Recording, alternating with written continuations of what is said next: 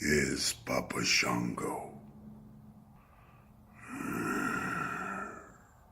And you are listening to Icopod. Beware of Papa Shango. Beware of voodoo. And definitely beware of Icopod.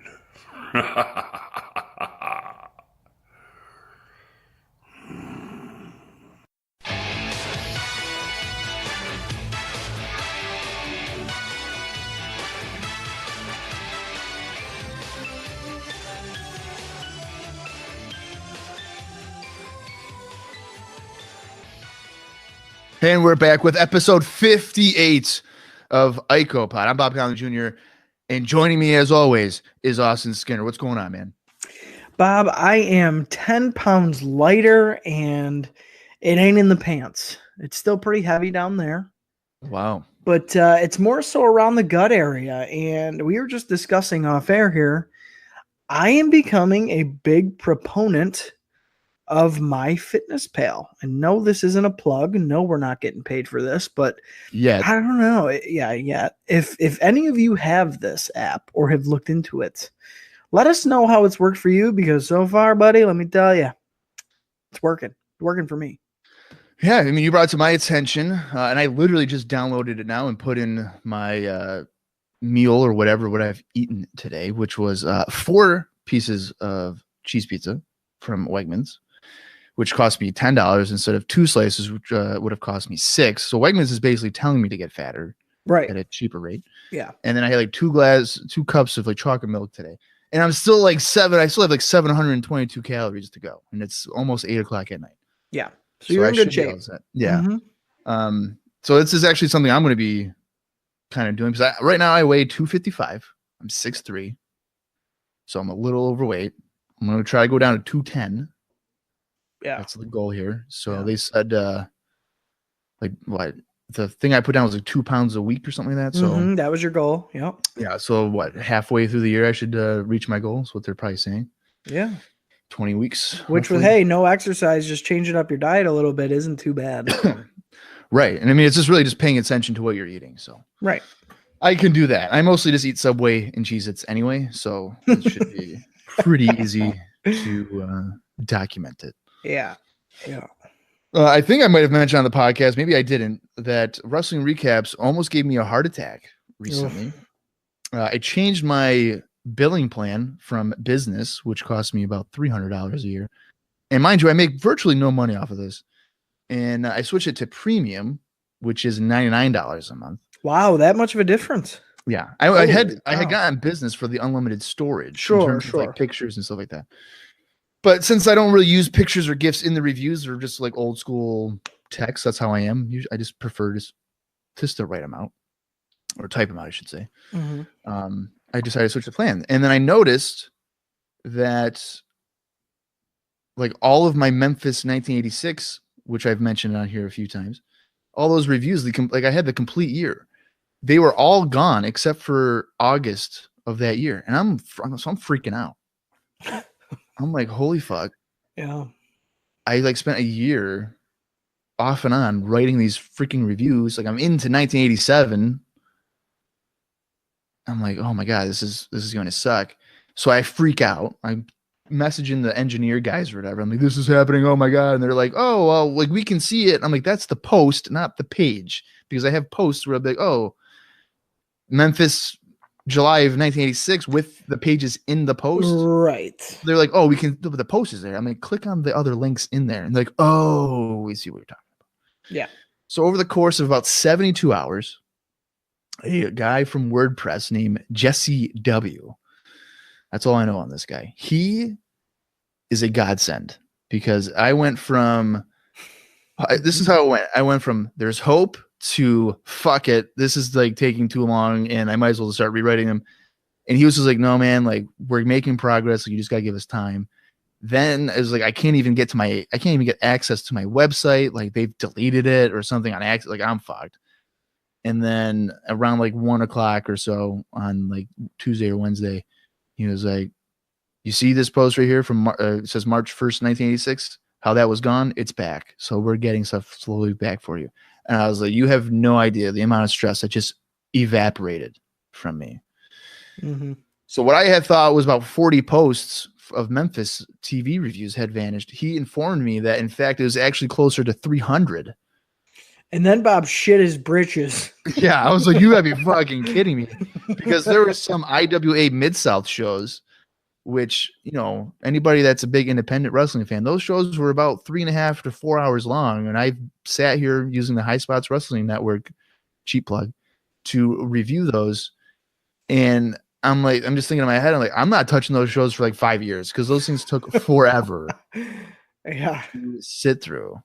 And but yeah, so he's a godsend. He was able to recover everything that was lost. So if you go to Wrestling Recaps, you want to read some Memphis, check it out over there. I need to get better at updating it. I right now have 220 reviews in my drafts. I just pile them up for some reason. I don't actually release them. So yeah, I'm a moron, but that's okay. I also want to shout out to Mike Campbell because he tried to help me out. He actually gave me false hope for it, like similar to what Jesse. He's like, hey man, I found him. I'm like, no man, click on the link. And he's like, oh shit. So, but yeah, he was there to help me with, you know, coping through it. So that's good news. Yeah, because realistically, 300 articles, 300 pages, let's say. Yeah. For you is like weeks and weeks and weeks of time spent. Yeah, it was just the idea of having to like redo all that. Because I was like, if I had to rewrite the Memphis stuff, I was just thinking to myself, well, I would do extremely abbreviated match results. Yeah. You know, same thing with interviews. Like I would just have to burn through it all. Right. But luckily I don't have to worry about that. Right. So with him recovering everything, it's giving me another like a sense of urgency to get back into writing reviews and stuff. Like I mentioned to you off the air, I've been watching a lot of WCW Saturday Night from 1999 because who isn't watching that in 2019? And one thing I've noticed, I don't want to get off track too much here because we do want to talk about the Royal Rumble from 1994, but those shows were largely like in front of college kids. Oh, it seemed like it was weird. And so like La Parka would come out and they're just like, fuck yeah, man, La Parka. It's like he's fighting Kenny Chaos and they're just like, yeah, Kenny Chaos. Like, you know, they're hammered. Yeah. And it just makes for a really funny like viewing experience. Is that shit on the network? No, I didn't think so. I may have acquired it through, you know, illegal methods of streaming. Well, I know they just put up some Saturday night, but I didn't think it was 99. No, it's 92. Yeah. But typical WCW action, like the last one I watched, there was like, oh, Rey Mysterio Jr. against Billy Kidman for the Cruiserweight Championship. I'm like, holy shit, this is on Saturday night. This is gonna be a great match. Don't they wrestle for like a minute? And Kurt Hennig and Bobby Duncombe Jr. come running out and they attack him. I'm like, you gotta be fucking kidding me. Like, I just sat through an hour. Damn it. Thinking I'm gonna get like a good like 8-10 minute match. It's like, no. Fuck you, Bob. Yep, they knew. They even did that on the C-level shows. They would not give you a clean finish. Like, you got like Nitro, I get, like you don't want to do it. Maybe even Thunder, but yeah, Saturday night, who the hell's watching Saturday night? You can probably let a guy lose. It's not a big deal. Right. But it's all right. That's awesome. Yeah. You have anything else going on in your life aside from losing weight? Now I'm going to be losing weight. We'll probably be documenting it now on IcoPop before we get into the vault here. Yeah, we're going to be looking fucking hot and sexy. Yeah. So that's going to be cool. Now, if I could only fucking grow a beard, we'd be in business. I got that one down. Yeah, mine, I don't. Yeah, I look like I'm about 14 years old. Well, Katie looks like she's 13, so it's perfect. She's the size of a 13-year-old. There you go. So it kind of works out. Yeah. Work's been kicking my ass lately. Been tired as fuck. Had a long day today. I'm a little pissed off. Oh boy. But no, I'm looking forward to the show. I watched it actually early for once in the week. I did too. I didn't wait till the last second because I was really looking forward to this. And without giving too much away, I don't think it disappointed. That's all I'm going to say. Yeah. Well, you mentioned work. I will mention work because it might impact IcoPod in terms of more content, because I currently work usually 1 to 10, 1 p.m. to 10 p.m. Mm-hmm. And I'm currently going for a position where my hours could potentially switch from 4 a.m. to work until 1 p.m., which means I could then take a nap, which then means Austin and I could get together and talk more about wrestling. So potentially, who knows? Yeah. We'll see how that plays out into the future. But enough stalling, enough talking about stuff that nobody even came here to listen to. And mind you, if you listened to, what episode was it? Like 54 or 55, where I forgot to edit out the shenanigans of the us beginning. Yeah, which that was terrific. If you listen to that whole thing, bravo to you. It's like a hidden gem. Yeah, I've since gone through and fixed it, so that is no longer there. But let's get on with this. That was just kind of to give everybody a timestamp there. That was episode 54. Okay. Yeah, because you literally, Austin texts me at about 12:45. I'm sitting at work, and he's like, dude, the first 20 minutes of the episode, it's just us shooting the shit. And I immediately am like, oh, fuck. Like, that shit bothers me, like, to no end. Yeah. So I was like, and it's the one day I don't bring my computer to work or something. Right. So I can fucking edit it right now. So I was like, I could not wait to go home to be like, okay, it's fixed. Like, don't worry about it. Yeah. But trust me, that will never happen ever again. I will never mess up this episode. Yeah, it'll never happen again. Okay. But as we all know, we're here for one reason. There's no observer notes, there's no house show notes, and there's no syndication. We'll save that for next week. It is time for the 1994 Royal Rumble. Needless to say, we were both more excited for this compared to the 1993 Royal Rumble. Yeah, I would say no, I won't say that. Almost all the other pay-per-views up until this point. I was probably more interested in SummerSlam. Yeah, and I gotta be honest, I was pretty hyped for WrestleMania back in the day. So yeah, that's true. But here we are. It's January 22nd, 1994, which is a Saturday. We are live from Providence, Rhode Island.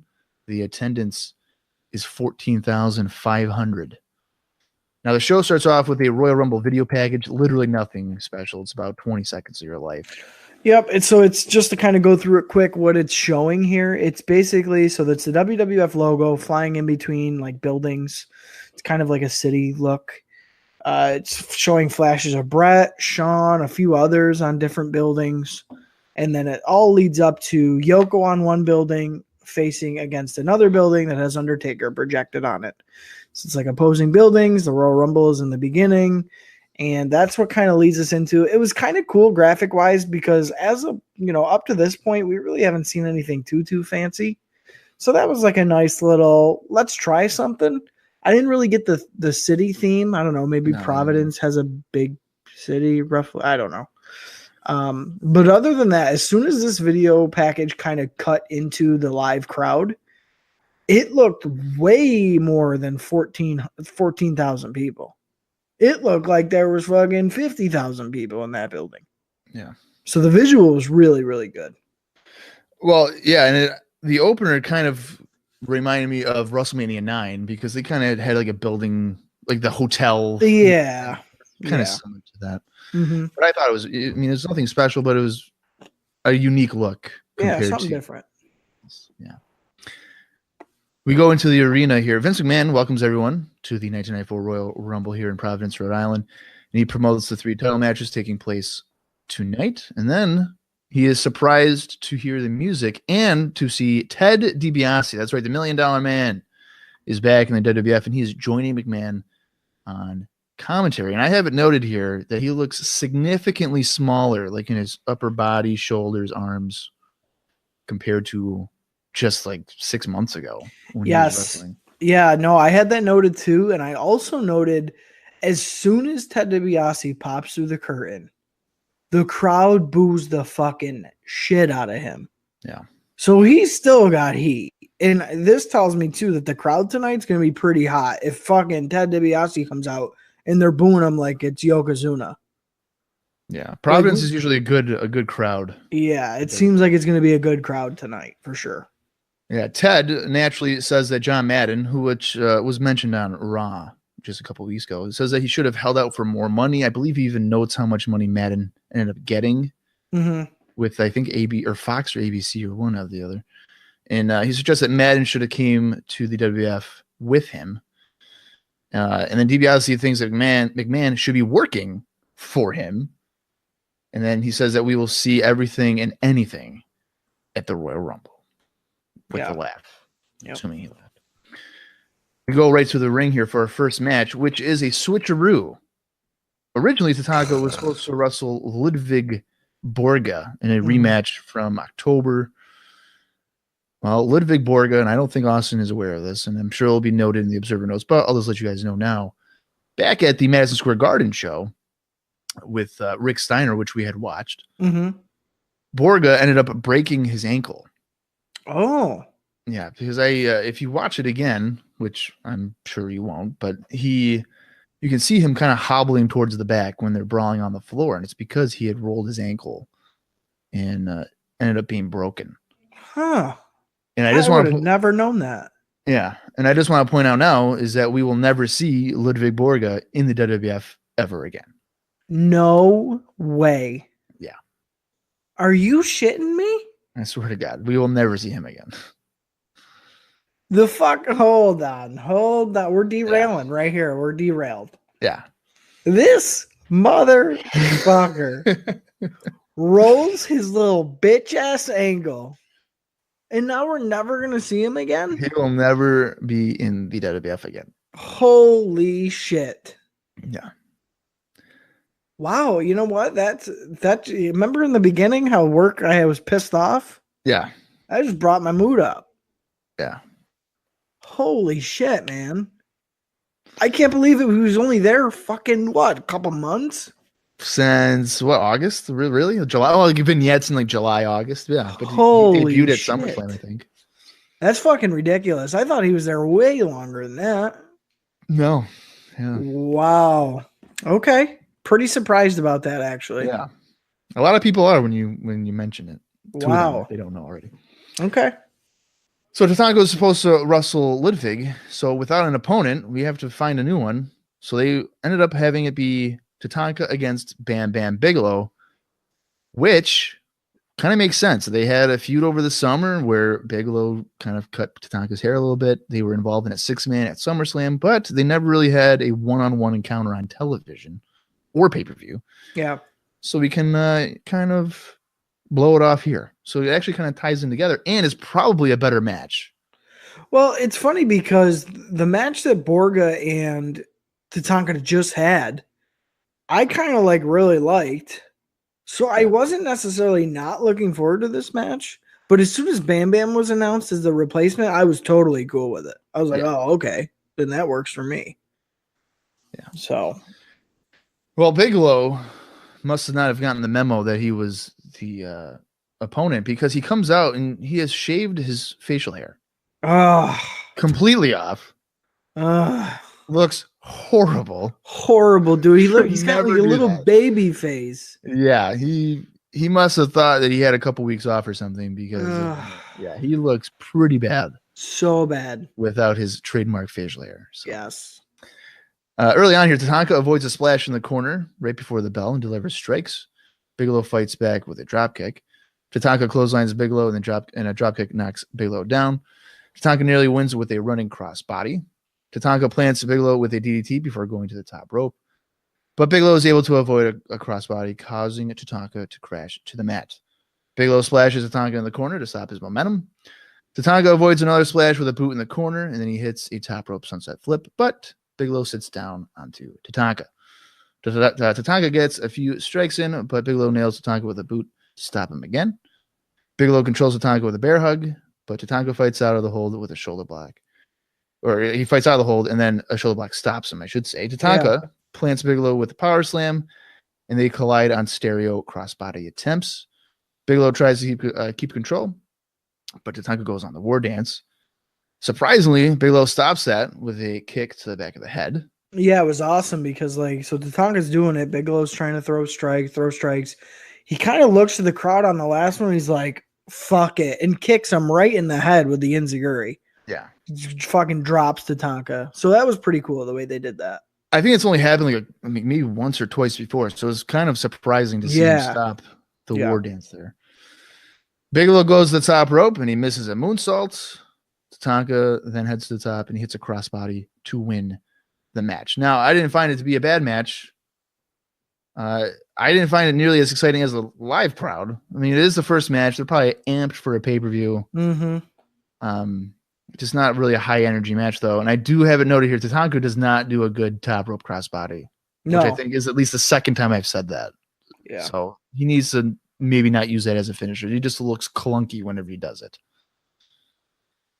Yeah, I for the most part agree with you. There was quite a few slip-ups in this one. There was quite a few like nasty-looking screw-ups, kind of stumbling.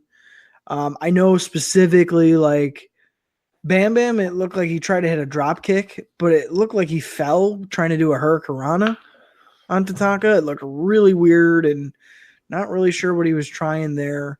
But there was a couple of those instances, especially towards the beginning of the match where they must have been, I don't know, feeling out the crowd or feeling out each other or whatever. But it started off pretty subpar. I thought the Bam Bam missing the salt off the top kind of surprised me, especially because he hit a really nice one, but nobody was home. So I thought that was pretty cool. That was a cool moment in the match there.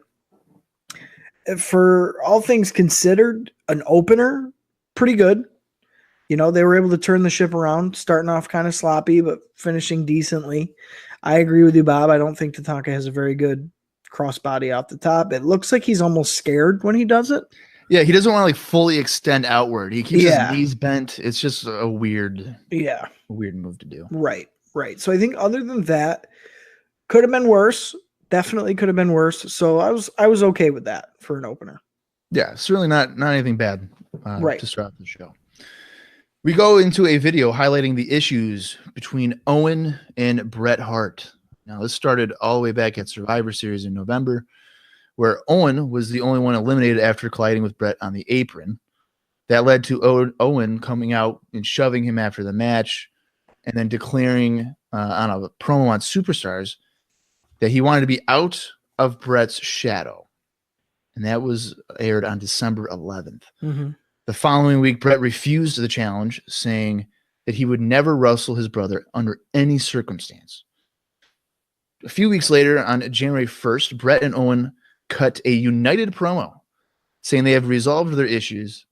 Bret stated he never wanted to wrestle his brother. Owen says he shouldn't have said anything, even if they were behind him. I don't know if I have that right. Is that what he says? Well, he more or less even alluded like true. Yes, that's what he said. He was like, oh, you know, whether they were true or not, what I said, shouldn't have brought it up kind of thing. So that's him being like, you know, they're fucking true, but we'll drop it. Right. So it's a subtle thing. And I think Bret kind of makes like a little facial reaction. He does. Owen noted several times that Bret would be behind him as Owen leads the way. Yes, which again is him trying to squeeze in subtle digs. Exactly. Even towards the end of the little promo here, they're kind of like play fighting back and forth, like, dude, what? Or whatever. And it's like fades to black. Yeah. Both kind of stumbled over their words a time or two, which I thought was weird because it's a pre-taped promo. Like, we try to just spit it out. That's usually what happens with Bret, though. I know, but even Owen did too. Yeah. But I think like over the years, Owen gets better. And Bret does too, but it takes him a few years to do that. Yeah. Well, I remember hearing somewhere that didn't Bret never want to do a promo without his sunglasses on or something? Yes. Yeah. Yeah. So he's definitely got still some of that laying over at this point. Yeah. I mean, I'm not really one to judge. I mean, the amount of times I stumble over my words on this podcast. I mean, me too. I'm basically Bret Hart. Yeah. No, me too. Yeah. But still, like pre-tape promo. Come on, guys. Yeah. And they also know, hey, we're going to get the titles at the Rumble against the Quebecers. Yeah.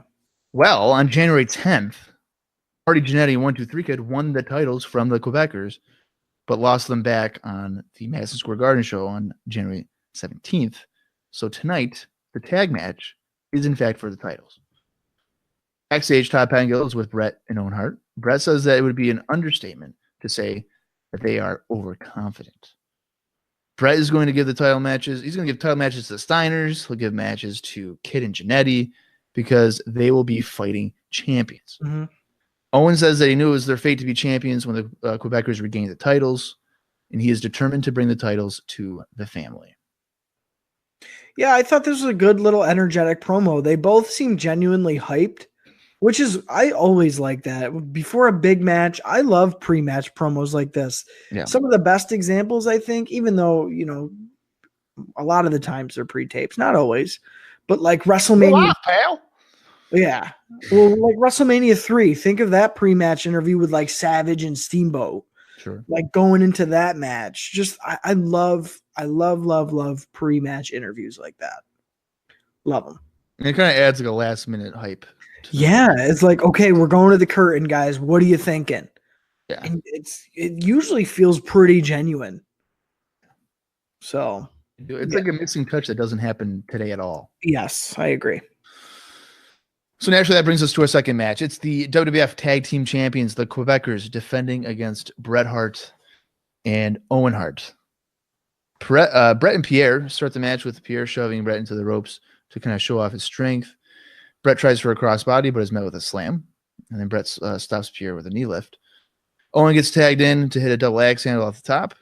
And there are noticeable boos for Owen. They're still not buying into him. Yes, I noted that too. Pierre runs the ropes and is met with a hip toss for a near fall. Jacques enters and seems to be giving Owen some credit. And he wants to shake hands, but Owen isn't buying it. They mess up a spot where Owen was to roll over Jacques, and they settle for a snap suplex and a drop kick. Jacques crawls to his corner to regroup with Pierre, and then Jacques blocks a kick, but Owen uses his free leg to nail Jacques for a near fall. Bret enters and forearm drops Jacques over Owen's knee for a 2 count. Then Bret almost wins with an inside cradle. Bret nearly wins with a sunset flip and another roll-up. Jacques kicks out, and Pierre decks Bret. Owen is in the match and is being worked over by Pierre. Owen nearly pins Jacques with a roll-up after being sent towards him by Pierre. The champs bail to the floor to regroup. Bret hammers away on Jacques. Pierre gets slingshot into the ring from the apron. Owen clotheslines Pierre for a 2 count. Owen takes Pierre over with a gut wrench suplex for a near fall. Pierre stops Bret with a power slam for a 2 count. Jacques enters and beats on Bret with a few strikes. Pierre chokes Bret with a tag rope while the referee is distracted. Mm-hmm. Bret comes off the ropes and is met with a double chop to the chest, and then Pierre splashes Bret over the middle rope. Bret continues to be worked over, but gets a boot up to stop Pierre coming off the middle rope. Owen gets the hot tag and drop kicks the champs. Jacques is backdropped. Pierre is met with an overhead belly-to-belly suplex, and then Jacques gets a spinning heel kick. Owen has a sharpshooter on Jacques, but Pierre bulldogs Owen to break that up. Owen is dropped throat first over the top rope, and then Jacques nearly wins the match. Owens drop kicks Jacques and Pierre. Bret hammers away on the champions. Bret drives Pierre down with a backbreaker, and he atomic drops Pierre to the floor. Polo holds onto the ropes, causing Bret to fall through the ropes. He crashes to the floor, and he's holding his left knee, seemingly in significant pain. So outside the ring here, the Quebecers work over Bret's knee with Pierre splashing onto it. Owen has been arguing with the referee the entire time, so he's not seeing this sneak attack outside the ring. This allows Jacques to use a chair on Bret's knee.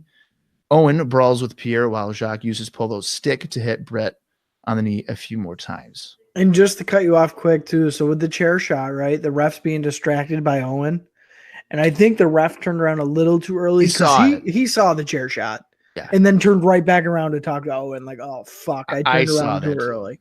Yeah, he definitely looked too early. So that was pretty funny. And then also kind of when they're working over Bret's knee here, Pierre fucking kills him with the little splash he does. Off the apron, right? Dude, yeah. And I'm telling you, Pierre works fucking stiff. Like he probably can hurt. He's probably hurt a guy or two in his. He's probably pretty green. He's probably still pretty green at this point. Yeah, like because I feel like most of the time he's getting deadlifted, and he's fucking pancaking motherfuckers when he's landing on them. Yeah. So Bret's clearly in pain here with his left knee just being destroyed. Owen comes over and he rolls his brother into the ring because, damn it, he wants the titles. Now, he's not saying that, but that's clearly what he wants here. Yeah. He wants to win the belt. He doesn't want to take a count out loss or anything. So Jacques and Pierre continue to beat on Bret's injured leg. Jacques puts a half Boston Crab on Brett, but Owen breaks that up pretty quickly. Pierre hits a middle rope leg drop, and Brett is laid out in the middle of the ring. Tower of London, but Brett rolls out of the way. Owen's like, tag me in. This is our chance. Come on, Brett. I'm right here. Well, Brett doesn't go for the tag, and he instead puts the sharpshooter on Pierre, but he can't put any pressure on his left leg. He collapses to the mat, and the referee calls for the bell. The referee deems that Brett can't continue, and the titles are awarded to the Quebecers. Personally, we'll get into the aftermath here in a minute. Let's talk about the match. Yeah. I enjoyed it. I thought it was pretty good. The work over Brett's knee. If you look at when he puts the sharpshooter, when Brett puts the sharpshooter on Pierre, you can see him purposely not putting his left foot down all the way. And I thought that was a really great touch. Instead of planting the foot, he noticeably doesn't put all the pressure on it, and he collapses to the mat. Pretty good story. I enjoyed the match, held my interest. They go almost 17 minutes or so. But probably the Quebecers' best match to this point in their run, I would say, in the WWF. I really enjoyed it. Yeah, you know what? I was right there with you. Realistically, I think the best part of this match is the story they tell. And it's a subtle story because it's not necessarily the knee or that kind of works into the finish, but the subtle story of Brett being the star and Owen being the second. Yep. Because Brett does work a lot of the match. He really does. Owen gets a few chances to shine, but Brett's working most of the match. So to kind of crescendo that into Owen being frustrated that he didn't get tagged in, to finish the match, he was a fresh guy, he could have gone in there and maybe even won it, was very well done. And I think the story stayed consistent throughout the match, which was nice. So that had that going for it. I think Brett selling the leg is like it's going to happen. Like his go-to angle in a match, story in a match. Oh fuck, my leg hurts. So for me, that's kind of like, okay, we've seen that before, but I liked the idea of the official stopping the match because Brett literally can't continue. Owen rolls him into the ring when he probably shouldn't have. Right. When he knows his brother really can't continue because he almost blew out his knee, supposedly. And the ref just calls for it like, okay, he can't get hurt too much farther. I'm just going to stop it here. So I did like that. It does feel a little bit like a cop-out, kind of like a, how do we make this finish? Oh, the referee will just call for the bell. But I think in context of the story of the match, it works. So I did. I enjoyed it. I enjoyed it more than I thought I would. I would agree with you, Bob, that it's probably the best Quebecers match that I've seen since we started seeing them on Raw and stuff. So, yeah, I think, again, this was another solid match to follow up the Bam Bam Bigelow and Tatanka one. Yeah, I like the finish. I mean, sure, the Quebecers don't really win it, but are you going to have Owen take a pin loss? Probably. I mean, you probably could get away with it if it's another Brett, you shouldn't have done this, whatever. Right. But you're not going to have Brett take a pinfall loss. No. Even with a leg injury. No. And you just play into the attack that the Quebecers did on the leg. It shows them being ruthless, aggressive, and they end up winning. Whatever it takes. Exactly. And Brett just can't continue. Yeah. So I dug it. I thought it was actually a really effective finish. I had no problem with it. Yeah. But a guy that did have a problem with it is Owen Hart. He is fucking pissed. And he is kicking the ropes. He's telling Brett that all you had to do was tag me. Brett pulls himself up, but he's still struggling to stand up. Owen's kind of seemingly providing some leverage for him. And then he kicks Brett's injured left knee. Brett collapses to the mat. The fans finally realizing that they can just pour down the booze on this guy that they've been wanting to do since November, just booing the hell out of him. Yeah. Owen continues to yell out, "Why didn't he tag me? All he had to do was tag me, Brett. We would have the titles. All you had to do was tag me." It was almost like the crowd was in on the storyline too, because during the match, right? So to rewind a little bit, we got a "Go Brett Go" chant. There was never once a chant for Owen Hart. No. Never once. Here we go. They're booing on cue for this fucking turn. So it was perfect. The crowd understood what was going on, just because the story that was told in the match was so, again, consistent. And there's nothing that's more important to me than a consistent story. I don't care what moves you're doing. I don't care what body part you're working over. If you can give me a consistent story to where a guy like me, who doesn't give a fuck about the Quebecers, enjoys your match and kind of tunes everything else out, that's pretty fucking good, especially for 17 minutes. Yeah. Because it didn't feel like it was 17 minutes. No. That's when you know it's a good match, when that Exactly. type of stuff just flies by. That's some good Exactly. stuff there. Of course, Owen says that Brett is just too selfish. Just tag me, Brett. The amount of times he says that. I like it. I like it. Yeah. I like it. He said it so many times. It's just like annoyingly like accurate, but it's annoying. Yeah.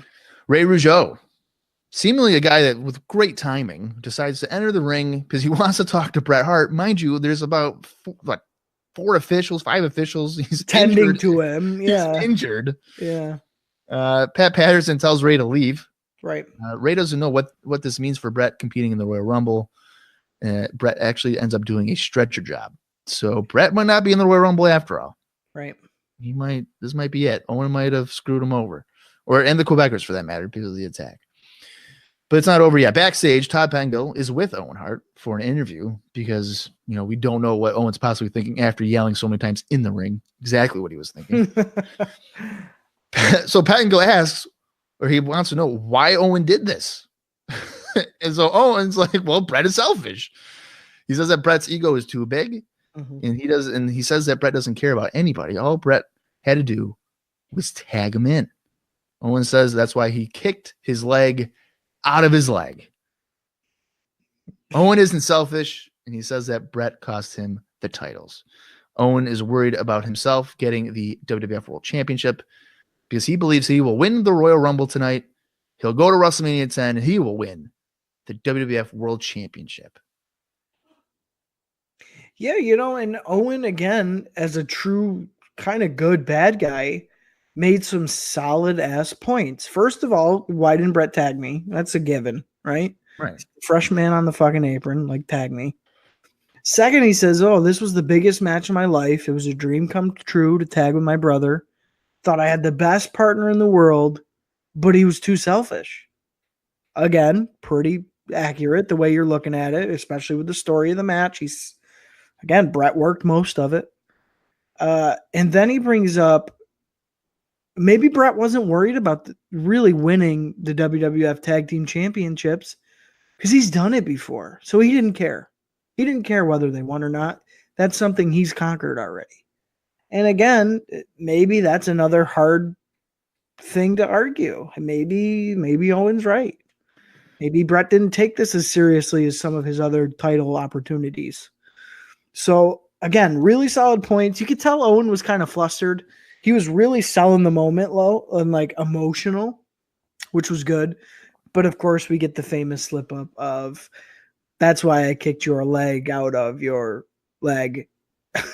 And you can tell, maybe 3 or 4 seconds after he says it, he's like, fuck. He knows he fucked up by the time he says the first leg. Because what I'm thinking he's trying to say is, that's why I kicked your knee out of your leg or whatever. Right. So he knows he fucked up, but it was just funny to see him kind of be like, shit. But yes, that's where this happens right here. So I think all things considered, though Bret might have shined in the match, Owen got his shine. Oh, yeah. He got the turn. He got the post-match promo, the last word. That's the moment you're going to remember. Maybe not necessarily the match, but that's what people look back to, that turn right there. So I think people remember the kicking, the kick of the leg. Yeah, for sure. That's like a big turning point for Owen. Yeah. But as you mentioned, like, he's mentioning facts. So obviously the crowd hates Owen. Yeah. But as a fan, like, if you're, I guess you could say us like diehard fans or whichever, he's making valid points. So how can you argue with it? How can you boo a guy if he's not wrong? Bret could have made a tag. He could have crawled over and said he wanted to go for the win. Mm-hmm. And if I'm a viewer, if I'm Owen Hart, I'm taking that as, you don't think tagging me in that we would have won. Right. So you're doubting me. Right. And I can see the frustration level from Owen being like, I can do this, and I want to prove it to you. So I'm gonna kick your leg out of your leg. Yeah. Yeah. So, and think of it this way too, Bob. Really, as a fan, Owen does cooler moves than Brett. absolutely. So you gotta kind of like him for that. Yeah. Some people might say compared to Brett's maybe offense is a little boring. It's the 5 moves of doom. Yeah. So that's another thing where how can you really boo that? So yeah, it's definitely it's an interesting dynamic to see how much Owens progressed in a matter of months is amazing to me, and I'm really, really hoping that they don't fuck this one up. Really hoping. Yeah, it's a remarkable thing because I'll just use a time frame of June of '93 when he had a match with Bigelow on Superstars. You could tell that he has ability. He blew out his knee or whatever in that match. To see him now rising up the ranks on the heel side. Yeah. I mean, what a huge transformation. Yeah. In just a few short months. It's pretty incredible. Right. Ted DiBiase, as we go back to the commentary table, says that Owen Hart has finally woke up and he's realized he's got to do whatever it takes on his own. And DiBiase says that you have to be cutthroat, and that's what you have to do. If you have to be cutthroat, by God, be cutthroat. That's what DiBiase says, and he's not wrong. So again, how can I freaking hate a guy if he's telling me the truth? Ridiculous. Yeah. Let's go to our third match. It is another title match. It's the second title match of the evening of 3. And it is WWF Intercontinental Champion Razor Ramon defending against everyone's favorite tax man, IRS. Speaking of IRS, he says that every tax sheet in Rhode Island showed up to the event today. He's like, nice to see that all 1,400 of you, or 14,000 of you, are all tax sheets. Mind you, the commentary team has switched. It's Jim Ross and Gorilla Monsoon. They are on commentary. They were, I think they're still doing the WWF radio thing. So I think McMahon and DiBiase are doing WWF radio. Yeah. Which I think McMahon usually switches matches because it's probably going to be boring for him. Well, and that's what I would do. Yeah. And I hate to say it, but maybe the ones that don't have as much emphasis on them. Right. This is one of the, out of the matches, like title matches. This is Yeah, this is one of the ones. And I got to be honest with you. I'm not the biggest fan of the JR Gorilla pairing. I'm not I think either. it's too straight shooter. Yeah. I don't think it's colorful enough for me. Well, Jim Ross is such like WCW, like call the action, background. Right. And Gorilla does sprinkle in his own humor, but again, he's a straight laced commentator. It's just it's too much of the same thing. Yeah. But Gorilla does call Owen here a self-serving ingrate. So I thought that was a good little line. But yeah, I'm not a biggest fan of the pairing. But nonetheless, I didn't let that take away from this match here. Right. Ross incorrectly says that Ramon survived a 30-man battle royal back in October to win the Intercontinental Championship. In fact, it was 20 men. So Ross trying to inflate Ramon's accomplishments already here. Ramon hammers away on IRS several times, sending the challenger to the floor. IRS gets control of the knee lift and several right hands. Ramon comes back with a right hand and mounts IRS with more strikes. That leads to IRS stalling on the apron as expected. Mm-hmm. Ramon blocks a boot and the atomic drops IRS, followed by a clothesline for a 2 count. IRS sends Ramon over the top to the floor to get the advantage. IRS clotheslines Ramon to the floor again, then taunts the fans some more. IRS scoop slams Ramon and comes off the top and is able to avoid a boot attempt from Ramon and hits an elbow drop for a 2 count. IRS follows up with a leg drop to Ramon's groin area. Ramon rams IRS into the turnbuckle, but an elbow stops him in his tracks. IRS proceeds to keep a sleeper on Ramon for several moments, and he uses the ropes for leverage. At this point, Jim Ross actually mentions IRS losing to PJ Walker on Raw back in September. Yeah. Remember, Ramon lost to 123 Kid back in May, so they kind of have something in common. They're losing to enhancement talents.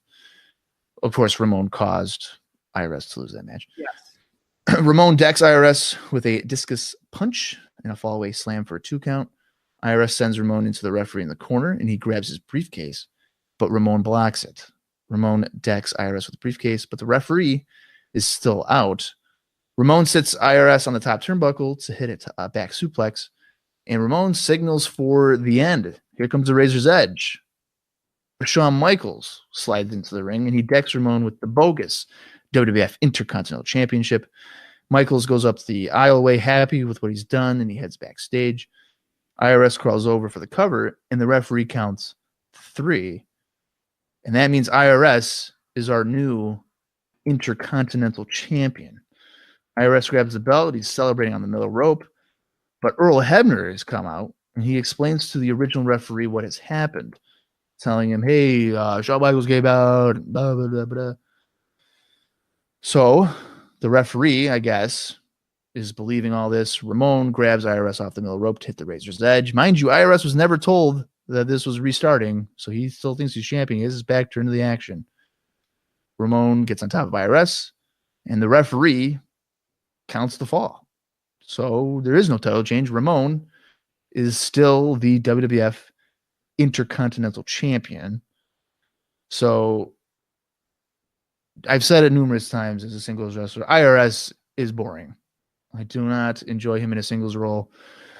And the dusty finish here with the heel won the champion, and that's not the case, could potentially drag this out even longer, because IRS can come out on Raw tomorrow night or on Monday night and be like, I was never told that this was a restart. Like, I'm the champion.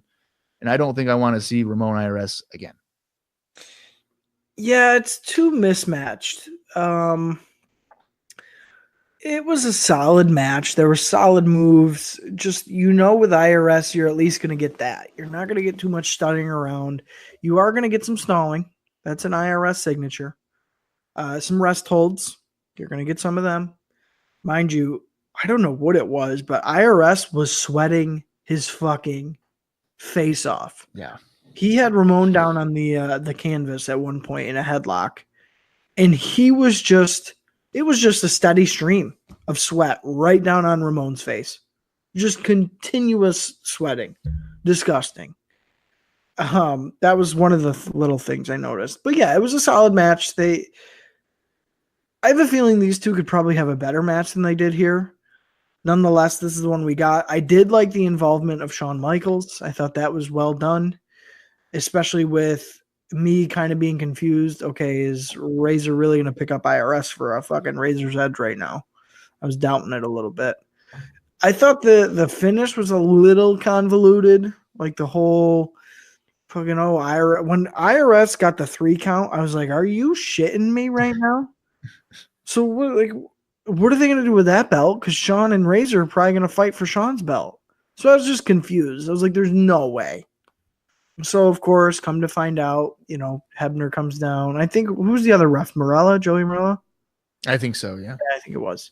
So what? Oh, it was. I think it was Morella. Yeah, so they argue, but realistically, like Bob said, the match doesn't officially restart. Like, there's not another bell to, restart the match, technically.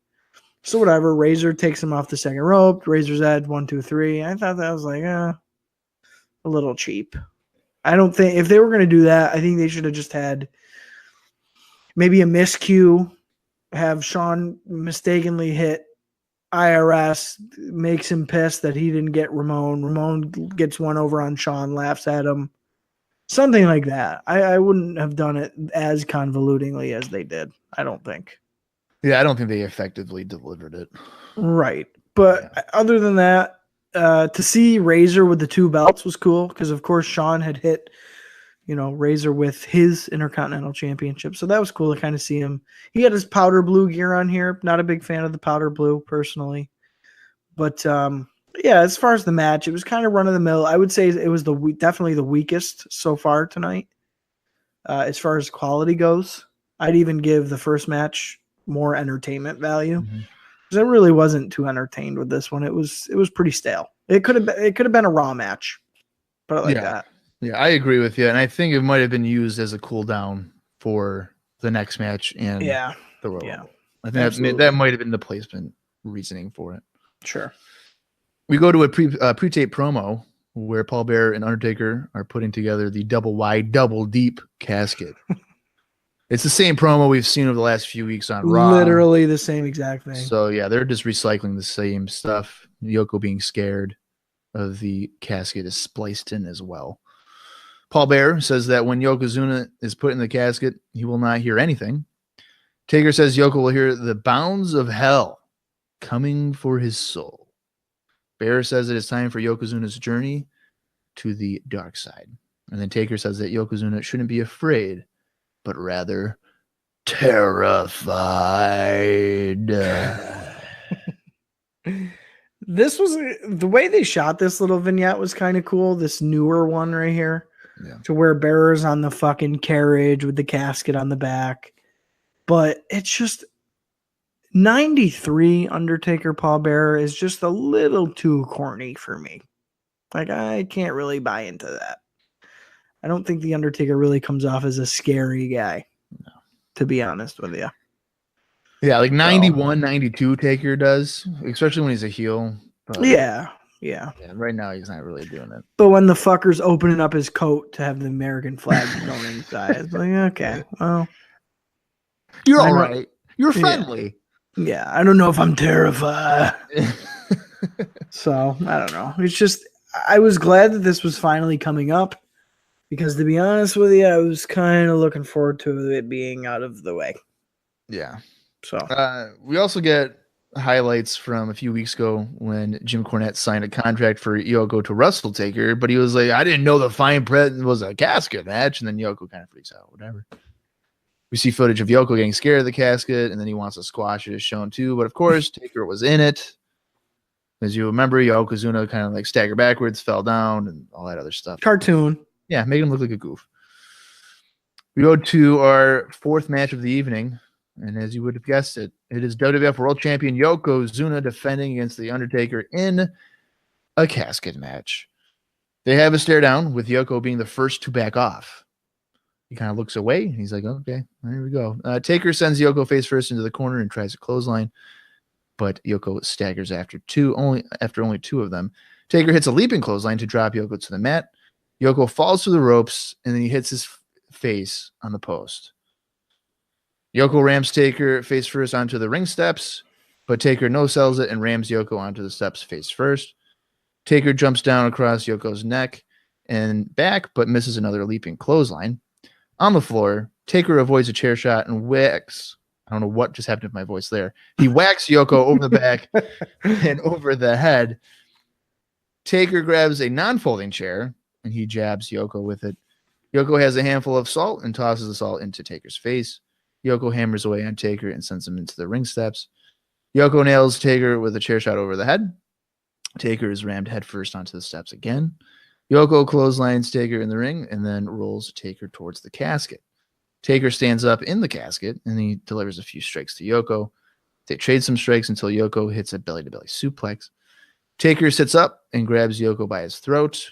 He then proceeds to hit a chokeslam on Yoko. Oh my god! Although Yoko did not get much air on it. He didn't even help him. It's like he just fell off his feet, dude. I literally have it down here as it looked like probably the silliest chokeslam of all time. I don't know why they would think it's a good idea to try to lift up a 500-pound guy by his throat. Like, that would look very well. I was going to say, they know it's not going to look good. And who's going to buy in that Undertaker can pick? Okay. Let's think of this here. Let's put some logic into this. Lex Luger could barely slam Yoko on the Intrepid. Right. But Undertaker, when Yoko's about 100 pounds heavier, is going to pick him up with one hand by his throat and slam him. Go fuck yourself. Yeah. Whoever was the agent for this match did not use common sense. Absolutely fucking not. Yeah. Taker plants Yoko with a DDT, and they are both down until Taker sits up. Taker rolls Yoko to the casket, and Yoko's laid out in there. Like, he's out of it. Taker goes to close the casket, but Crush comes out, and he attacks The Undertaker. So just to paint this picture for you, because I was confused as fuck. So Yoko, like Bob said, first of all, he looks like a little infant in that casket. So the casket's fucking huge. But he's knocked out cold in there. And all that we see is the camera's focused on Yoko in the casket. So Undertaker's presumably behind the casket getting ready to close the lid, but it wasn't closing. I was like, what the fuck is going on here? And the camera wasn't showing us shit. So it's just like, is Undertaker just stalling to close the lid? Like, is somebody distracted? Like, I didn't know. So that was like a weird way that they shot that to be like maybe a surprise or something. I just thought the Undertaker was like fucking around and like not closing it. Come to find out, as Bob says here, Crush does come out and attack him. Well, it doesn't last very long. Taker clotheslines Crush and he punches him through the ropes. But the Great Kabuki comes out and he chops Taker, and here comes Tenryu. But Taker is able to knock them out too. Bam Bam Bigelow comes running in and he beats on Undertaker, allowing all 4 heels to control Taker in the corner. We see Mr. Fuji has the urn on the floor and Paul Bearer can't believe it. But Bearer kicks Fuji and hits him with the urn, and he does the same to Jim Cornette. So he's got possession back of his urn. Taker is able to fight off the group of heels. Bigelow has a salt bucket and accidentally hits Crush with it. Adam Bomb comes out and he's beaten up by Taker with the bucket. Jeff Jarrett comes off the top, but gets a strike in midair with the bucket. But Jarrett doesn't even sell the bucket shot. He just stands right back up like, let's go. And I mean, no heel is actually really selling the bucket shots. Samu and Fatu, the head shrinkers, they've come in and they nail Taker with a double savant kick. But Taker gets up again and he continues to fight off the group of heels. Diesel comes out and is beating on Undertaker. Taker fights out of the casket and pummels everyone with throat thrusts. Taker gets back into the ring and Yoko steals the urn by decking Bearer off the apron. And the urn falls in the corner and you see some green smoke coming out of it. And as the green smoke is coming out of it, Taker is seemingly not putting up much of a fight anymore. Crush takes Taker down with a suplex. Jarrett comes off the middle rope to hit a fist drop. Fatu splashes Taker from the top twice. Yoko rolls Taker into the casket, and all the heels close the lid with, I believe, Bigelow laying on top of it to give Yoko the victory. Oh boy. Let's talk about this for a minute before we get into whatever happens next here. The brawling aspect of it, I enjoyed. I thought they did a pretty good job with kind of hiding the probably lack of chemistry and, possibilities what you can do with it. But once they brought in about 8 or 9 heels, that is when it went on a little too long. You might have damaged 8 or 9 heels with the amount of times Undertaker was able to get back up, fight him off, get back up, fight him off. And this certainly, I don't think this helps Yokozuna at all. But it's not like the worst. It's just kind of funny that they did this to you. I don't know. Austin, just go ahead. I don't even know what to say about it. Dude. Look, okay. I really wasn't looking forward to this match. I was. I was like, I'm kind of digging it. Like, this could be good. You were ready. Soon as I saw Yokozuna fall out of the ring and do that dumbass fucking run into the post thing 3 moves into the match, I was like, Jesus Christ. Best match ever, right? You're like, holy hell, this is 5 stars. I was like, here we fucking go, Yoko Claus. Let's fucking clown it up. Get ready. I will agree with you. The brawling was the highlight of the match. I was really into it. Thank God they didn't try to have a regular match in the beginning. No. That would have made it even worse. So they did. They brawled around the floor a little bit. They were using some chairs, slamming each other up against the steps. It was good. It was good. I think the involvement of the managers was good. Cornette and Fuji getting nailed with the urn was cool. Fucking Cornette took a hell of a bump.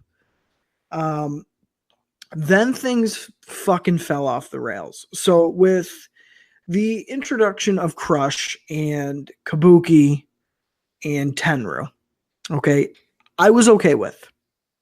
It's a basically a no DQ match, right? Cornette and Fuji are probably smart enough to be like, hey, you guys have backed Yoko before. The whole storyline going into the Rumble that Tenryu and fucking Kabuki are going to be recruits that Cornette found or whatever. So whatever. It was like, okay, that makes sense. Like I was cool with it. Then Bam Bam Bigelow fucking comes in. And I'm like, okay, I guess. Like that's a little overkill. I guess we're gonna add Bam Bam to it, right? Oh no, we didn't stop there. We didn't fucking stop there. I was literally at this point, dude, I was like, what's going on? Fucking Adam Bomb comes out. Fucking Jeff Jarrett's jumping off the top goddamn rope. I wish I was watching this with you. You probably be like, what the fuck is going on? Your facial reaction would probably be hilarious. I was so pissed off. Because the head shrinkers are fucking out here. Diesel makes fucking 0 sense. Diesel's out here. And it got to be literally, it was a cartoon show. So like it's 10 guys versus The Undertaker. Literally 10 guys. Counted them. 10 guys against The Undertaker. And he's taking them down one by one with a strike. And it's a fucking clusterfuck in the ring. Like you can't tell what's going on. People are fucking jumping. Undertaker's hitting people. There's buckets flying over. Dude, it was like a fucking zoo. It was ridiculous. And then the whole fake spot where they throw Undertaker in, he pops back out and fights him. I was like, oh my fucking God. Put me in the casket. Fucking done with this bullshit. Horrible. Horrible. And then they finally do the green smoke out of the urn thing. And I'm thinking, okay, where's Papa Shango at this point? Right. This is some voodoo magic bullshit. You could obviously tell the smoke bombs were loaded in once they nailed Undertaker with it or whatever, because it started immediately after that. So whatever. They got the smoke bombs going off. Undertaker's always losing his powers or whatever. And the fact that Yoko really doesn't have too much to do with the finish fucking sucks. Why didn't Yokozuna hit the bonsai drop on Undertaker before they put him in the casket? Or like a leg drop or something. Something. A move. How about a move? No. He just rolled him. Fucking fuck you. Fuck all the guys in there except Adam Bomb and Diesel because I still like them. It's not their fault. But fuck everybody else. That was bullshit. The whole match was horrible other than the first maybe 3 minutes minus the cartoon spot with Yokozuna hitting his forehead on the ring post. Dude, see, this is another one of those cases where an outsider looking in, you show them this match from 1994, they're like, yeah, that's why I don't like 1994. And I don't fucking blame them. Because the shit like that, like I don't mind silly shit, but that's too fucking silly. Doesn't make sense in any shape or fashion. And does it really take fucking 10 guys to beat Undertaker? If it takes 10 guys to beat Undertaker, why are you beating Undertaker? Just don't beat him. He should never lose. Right. Just have Yokozuna lose at that point. What momentum does Yokozuna have even going into this match? Who cares? Fucking beat him, put him in the casket, it's done. That's what people expect at this point. So whatever. I don't know. I didn't like the majority. I thought was horrible, laughable. Another reason why during this time, and it's not necessarily Undertaker's fault either, but I don't enjoy him. I don't enjoy his matches. His opponents a lot of the time are BS. But yeah, I just holy fuck, I was so flustered after this. I was like, are you shitting me? When I'm seeing Jeff Jarrett jump off the top rope in a Yokozuna versus Undertaker casket match, I'm fucking done. Like, that's it. Bam Bam rolling in and out of nowhere. Like, what the fuck? The fuck is this? It was a joke. It was a joke. No, not good. Not good. I'm not even going to give any credit to this match. I mean, like I said, I enjoy the brawling part. I mean, I would definitely say like Brett Razor from last year over something like this. But from like an angle or storyline thing, it's just kind of funny at this point. But you just said that you don't like silly shit, right? Yeah.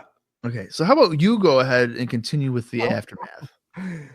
So if I wasn't pissed off enough watching this, again, abortion of a match, because that's what it was. It was insulting as far as a match goes, in my opinion. we link the old smoke to the urn. So we'll touch on that a little bit. So here we go. We get the finish, right? The lock gets put on the casket. The heels start rolling Undertaker in the casket up the entranceway. Yoko's waving his flag. He holds up the title. The crowd is like confused. Like they're confused. They're booing, but it's like relatively disappointed in the finish. So it's kind of like a weird reaction he's getting here. And as the group is making their way up the ramp, Taker's music hits and more green smoke comes from the casket itself. So now like the whole entranceway has got this shitty looking smoke, right? And it's coming from the casket. So I'm thinking, okay, what the fuck? The lights go out. So the whole arena goes dark. We get a spotlight down on the casket. And I'm thinking, okay, where's this going? We get a shot of The Undertaker on the Tron, which is obviously a pre-tape. You know, they had to do this special camera work to shoot Undertaker, you know, down onto The Undertaker with a camera. Zooms in. He's like laying in the casket still, right? It's the dead body. And then a gong goes off. And Undertaker opens his eyes and he looks at the camera. And I'm like, what the fuck? What the fuck? So Undertaker speaks and he says that the soul of the Undertaker lives within all mankind and that the answer lies within the rebirth of the Undertaker and that he will not rest in peace. And then just like a Shakespearean fucking theater performance, he passes out again. Ugh, I'm slain. Fucking fuck you, motherfucker. Okay, so he's knocked out again. Electrical currents are being played over the speakers. So it sounds like buzzing of like an electric chair. That's what it sounded like. Then we get a shot of Taker again, but it's a cutout of the Undertaker on the Tron. So it's like like a roster picture almost. And it's inverted. So it's in black and white, but the black parts are white and the white parts are black. So they've inverted the picture. I'm beyond confused at this point. I don't know what they're trying to pull, what they're trying to prove. I'm thinking, okay, they're trying to distract the heels with some voodoo shit. And then Undertaker's going to pop out of the casket and start punching them all again or some bullshit like that. So I'm like waiting, watching this fucking voodoo magic on the screen here. We get more smoke, and through the smoke above the Tron, it looks like they've hoisted up either a mannequin or Undertaker himself in the smoke on top of the Tron. And he slowly raises up, it must be on cables or whatever, towards the ceiling. You could barely tell what was going on. It was like shrouded by way too much smoke. They like overdid it. But the whole idea here is that Undertaker has been rebirthed and that his spirit is ascending. And pallbearer is hoisting up the urn. He's pointing towards the figure. The lights go back on. And bearer basically no-sells what the fuck just happened. Grabs the casket, pushes it towards the back, and then he's gone. And I'm like, okay, I just got mind fucked. Because I don't know what the story is there. Don't know if that was supposed to be Undertaker, the ghost of Undertaker. And now he's a good guy. Did he go to heaven? Like, dude, if the match wasn't bad enough and embarrassing enough for pro wrestling, why in the fuck would you do this lame ass fucking 1990 fucking voodoo ass angle? It was just ridiculous. And then all the heels disappeared. Like, they're gone. What did they run away? Like, I don't know. Did they even see what the fuck just happened? They're just nowhere to be found. It was one of the most bizarre and embarrassing things I think I've ever seen on a pay-per-view. And as a forewarning here, I did know that this happened. This is one of the things where I recalled from 1999. I've never seen this full segment. I've never seen this post-match little piece here in full. I've known it's a thing. I've just never gone out of my way to like watch it. And holy fuck, I know why. Because I was just confused. And then when Paul Bearer walks out like nothing just fucking happened, I was like, are you shitting me? So not only does Undertaker not sell 10 guys attacking him, Paul Bearer he's no selling the fact that his guy just died and came back to life. So I was just like, oh, well, I'm going to no sell that segment and pretend that didn't happen then. Because what the fuck? Holy shit, man. Your reaction's hilarious. It's wrestling's all about suspending your disbelief. And when you see something like this, you're just like, no. That makes me want to kick somebody in the nuts. Yeah, it was too over the top. I'm all about creativity and stuff like that, but who booked that shit? Well, there's just so many different things. Because like, how would they know that he's going to be in the casket to have the camera in there to put it on the Titantron? There's just so many different layers that makes no sense. Oh my god! In the grand scheme of things, so okay. If they would have left it as, the answer is in the rebirthing the Undertaker scene, and then he just passes out, and Paul Bearer just pushes the casket backstage, and it's like, okay, yeah, that's the tease. Like Undertaker's going to come back. To go the extra mile and have the ghost of Undertaker rise from the Tron. What the fuck, man? I don't want to see that shit. Do any kids in the crowd even believe that fucking bullshit? There's no way. Somebody must have. I want to know who greenlit that. Vince McMahon greenlit that? Because what the fuck? He had to have. That's horrible. Yeah, it was bad. Horrible. So bad. So bad. Wrestle crap. That was wrestle crap. I was gonna say it's wrestle crap material. Yeah.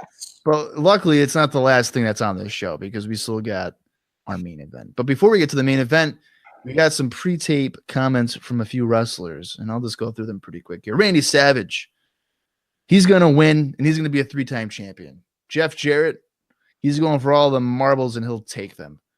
Tatanka says there's no friends, and he'll be the last one standing.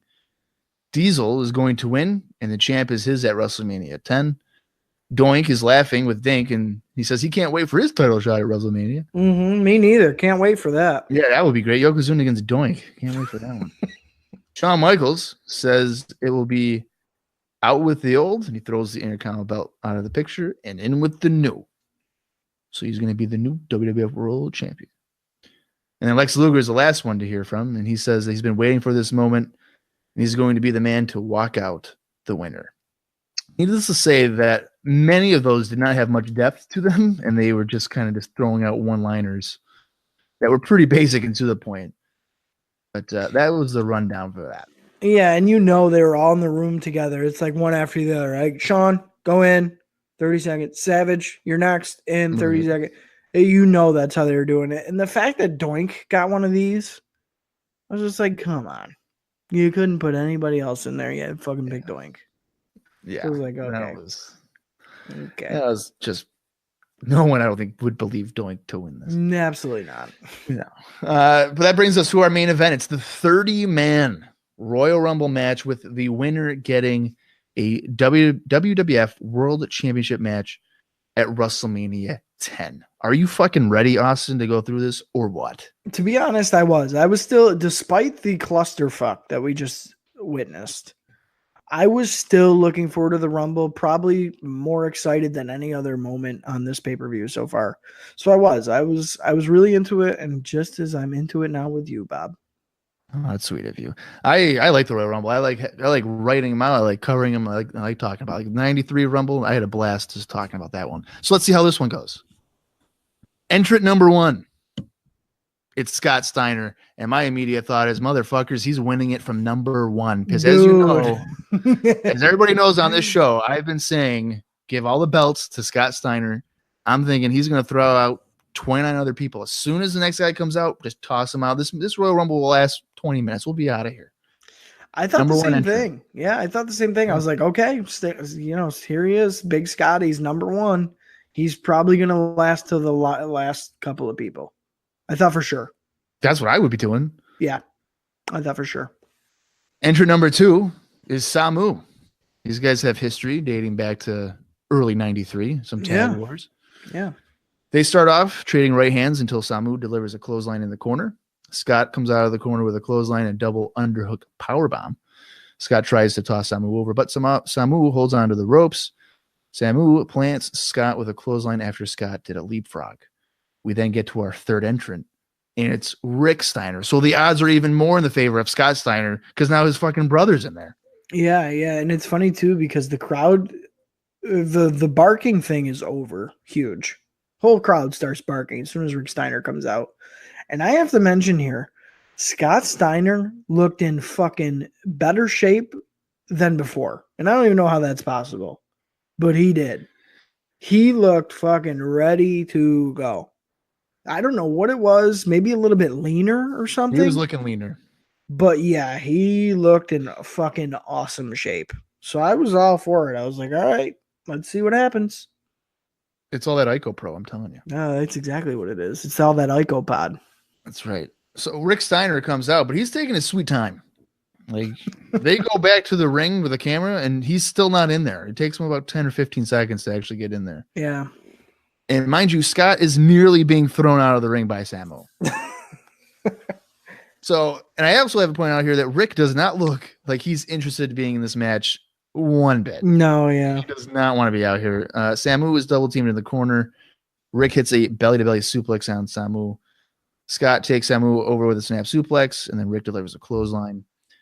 And Samu actually gets his head caught in the ropes and is soon then eliminated. So that is our first elimination, is Samu. So we got Rick and Scott in the ring, and we were waiting for our fourth entrant, which would be Quang. Now, we haven't seen Quang on television. We've seen, I think, 1 or 2 vignettes. This is our first introduction to Quang the Ninja. Quang missed Rick Steiner, and he works over Scott with some strikes. Scott clotheslines Quang, and after a few strikes, Scott takes Quang over with the belly-to-belly suplex. Quang then beats on the Steiners as Rick is still blinded by the green mist. We go to our fifth entrant, and it's Owen Hart. Owen is greeted with some boos, considering what he's done earlier in the evening, and he goes right after the blinded Rick Steiner, and he's able to eliminate Rick. So our second elimination is Rick Steiner. See, now I thought too, like going back to the MSG show, the way Owen's kind of coming in with momentum into this match, then I'm thinking, oh shit, are they about to have Owen Hart win this Royal Rumble? Like I was thinking it. I was like, I don't know. No, Scott Steiner, dude. Well, Scotty's still in there. So. Scotty's getting all the fucking belts, whether they like it or not. We go to our sixth entrant, and it is Bart Gunn of the Smoking Guns. Bart goes right after Owen with some strikes and stomps in the corner. Scott atomic drops Quang, and Scott is trying to toss Quang out while Owen struggles with Bart. And then Scott tries to throw out Owen, but he can't quite do it. And that brings us to our seventh entrant, and it's Diesel. Diesel goes right after Owen, and Quang delivers some strikes. Diesel knee lifts Owen in the corner a few times, and he is able to dump Bart to the floor. And my fucking pick, Scott Steiner. Yeah, I was surprised to see that Scott went out so quick. I was pissed, man. Yeah. Like, what the hell? Yeah, and I also want to mention, too, here a couple things about good old Quang, because this is technically his debut. For us, at least, yeah. Yeah, for us. First of all, he's doing Crush's karate moves after every move. Yeah. Like his little karate poses, the same ones Crusher's been doing. Also, that mask looked like it cost him about $15. So, not really sure where we're going with that, but looks like shit. So, needless to say, like the cool little vignettes he's been getting that are like Muda style, where he's got the big overhead mask. He's like standing there, all posed up. This dude ain't gonna be shit. That's got to be the inspiration for it, right? Oh, it's got to be. It's got that overhead mask like that. It's got to be, because a little bit about 5 years before this, Muda's working in Texas as the Black Ninja. It's the same shit. Yeah. But like It's Quang. It's a short little chubby guy whose outfit looks like shit. And obviously not too much care has been put into this. No. A little cheap rip-off here, knockoff. Yeah. So that's elimination number 3 is Bart Gunn. Elimination 4 is sadly Scott Steiner. He will not be going to WrestleMania 10. I don't want to talk about it, but that's what's happened. Diesel continues to dominate here. He tosses Owen Hart over with no problem, and he clotheslines Quang to the floor as well. So that brings us to elimination number 5 being Owen Hart, and number 6 is Quang. So I believe Diesel's all by himself at this point. I couldn't believe Owen went out. I know. It's just so many guys here that you would think would have a decent showing, and they're just like, we'll sacrifice you for Diesel to get some shine. Yeah, I was like, what the fuck? Owen down already? Yeah, especially Owen with the heel turn and everything, or what, like the official heel turn. Yeah. Not a big showing at all. It was pretty disappointing, I would say. Yes, I agree. We got our 8th entrant, and it is the guy that, again, he tricked me last year. In the match for like over an hour in the 93 Royal Rumble, I was like, give him a title match with Bret Hart. It's Bob Backlund. Backlund runs into the ring, and he almost manages to eliminate Diesel. Dude, I was like, if this motherfucker throws I'm turning this shit off. I was watching it. I was like, come on, Bob, you can do it. Dude, I thought it was going to happen. I was going to be pissed. Could you imagine Bob Backlund main eventing at Madison Square Garden, WrestleMania 10, where it all began? He beats Yokozuna for the WWE. Come on. Are you shitting me? What a great story. Yeah, just as good as Undertaker dying and coming back to life. It would have been even better. This is the year they should have done the big tease with Bob Backlund. They could have been like, Backlund, he's main evented he main evented Madison Square Garden for 7 years. He could do it again. This is great. Like, come on. Fuck that. And dude, the fact that Diesel even got that close to being eliminated by him, let me tell you, I'd have been pissed if he threw him out.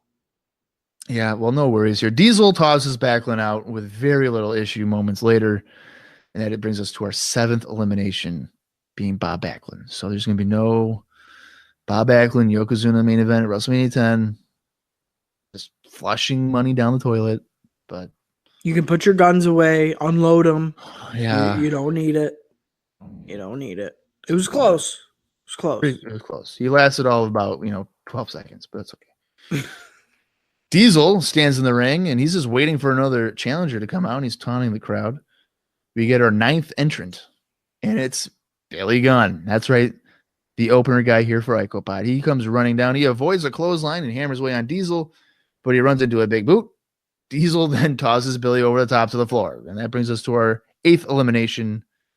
It's Billy Gunn.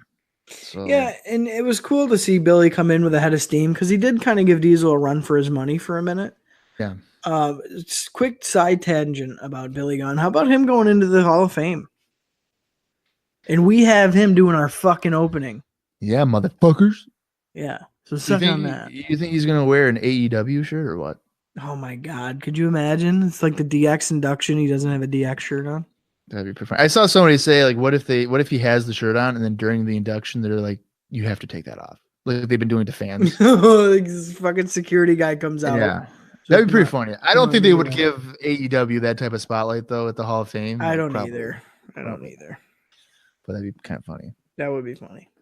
But what isn't funny is that backstage, Tenryu and Kabuki have attacked Lex Luger. And that's until officials got over there and broke it up. By all accounts, they just like stomped him. I didn't see a weapon used or anything. Well, they did. They had brooms and mops. But they just threw it on him. Like they didn't hit him with it. They just threw it on him. It was funny because it's like Japanese guys who probably usually, well, maybe Kabuki, but Tenryu, like, what the fuck? So they're like backstage, they're probably like, okay, we'll do it, whatever. Yeah. But yeah, you could tell there's just like, yeah, kick him a couple times, throw the broom on him, hit him up against the locker, and just be done with it.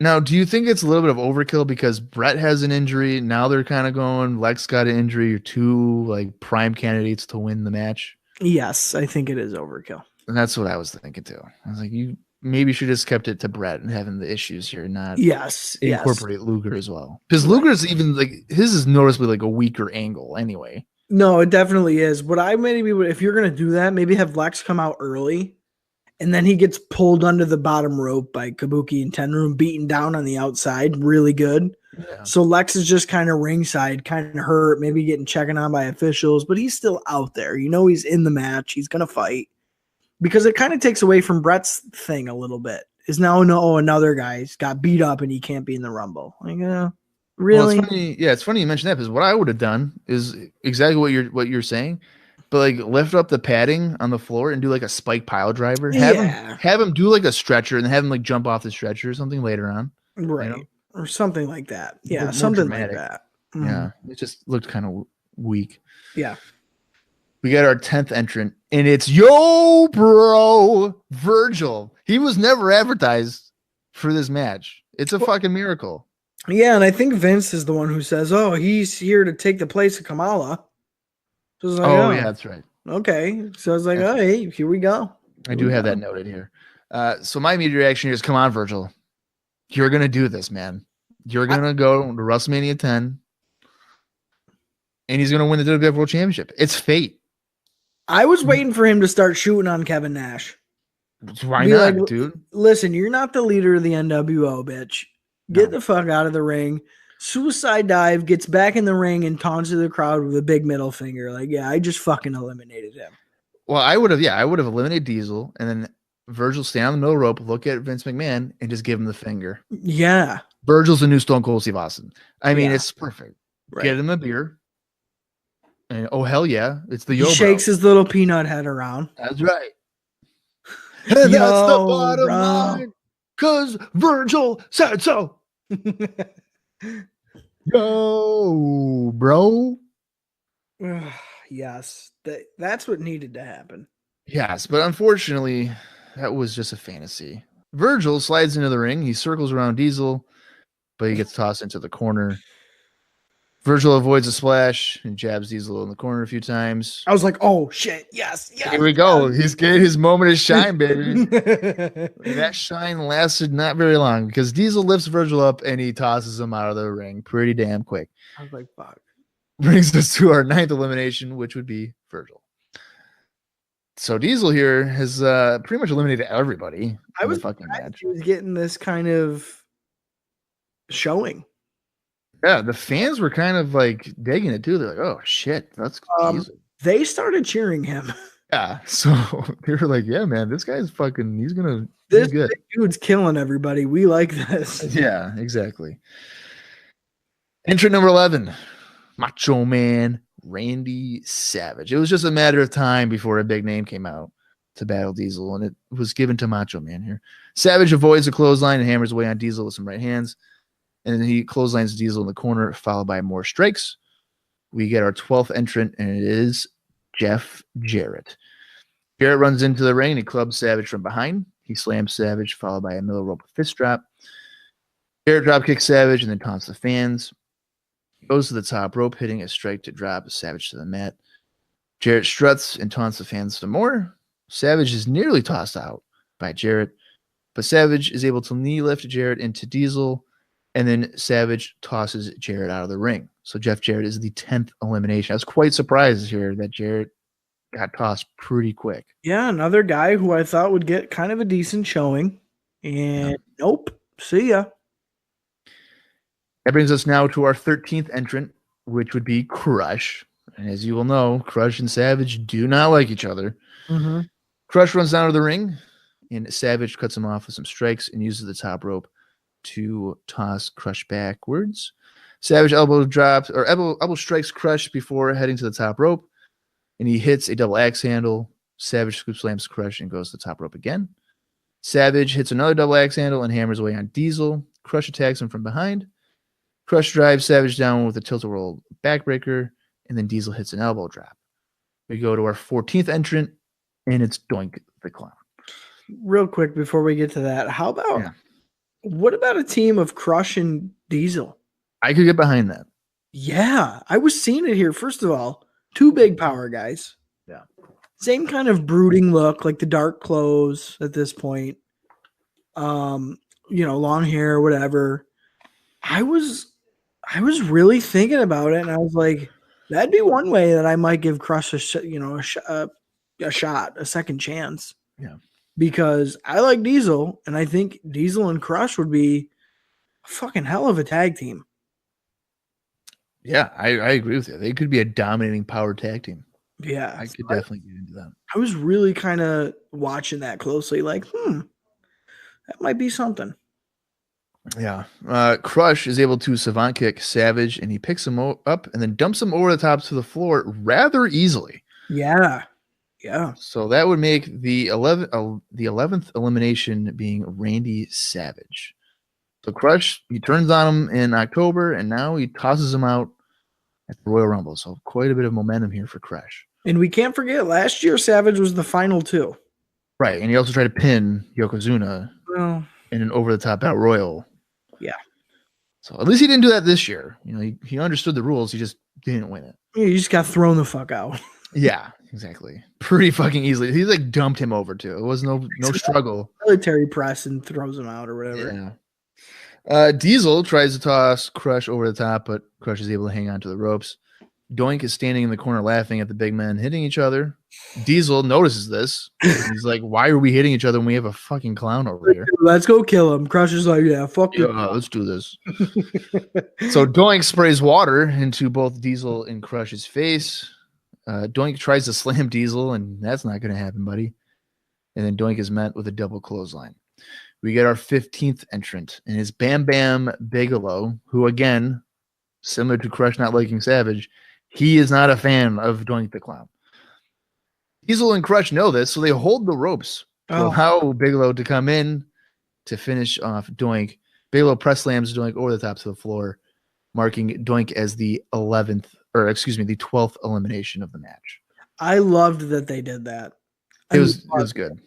Like, okay, we could have killed this guy, but come on in, buddy. Yeah, here's dinner. Take your shot.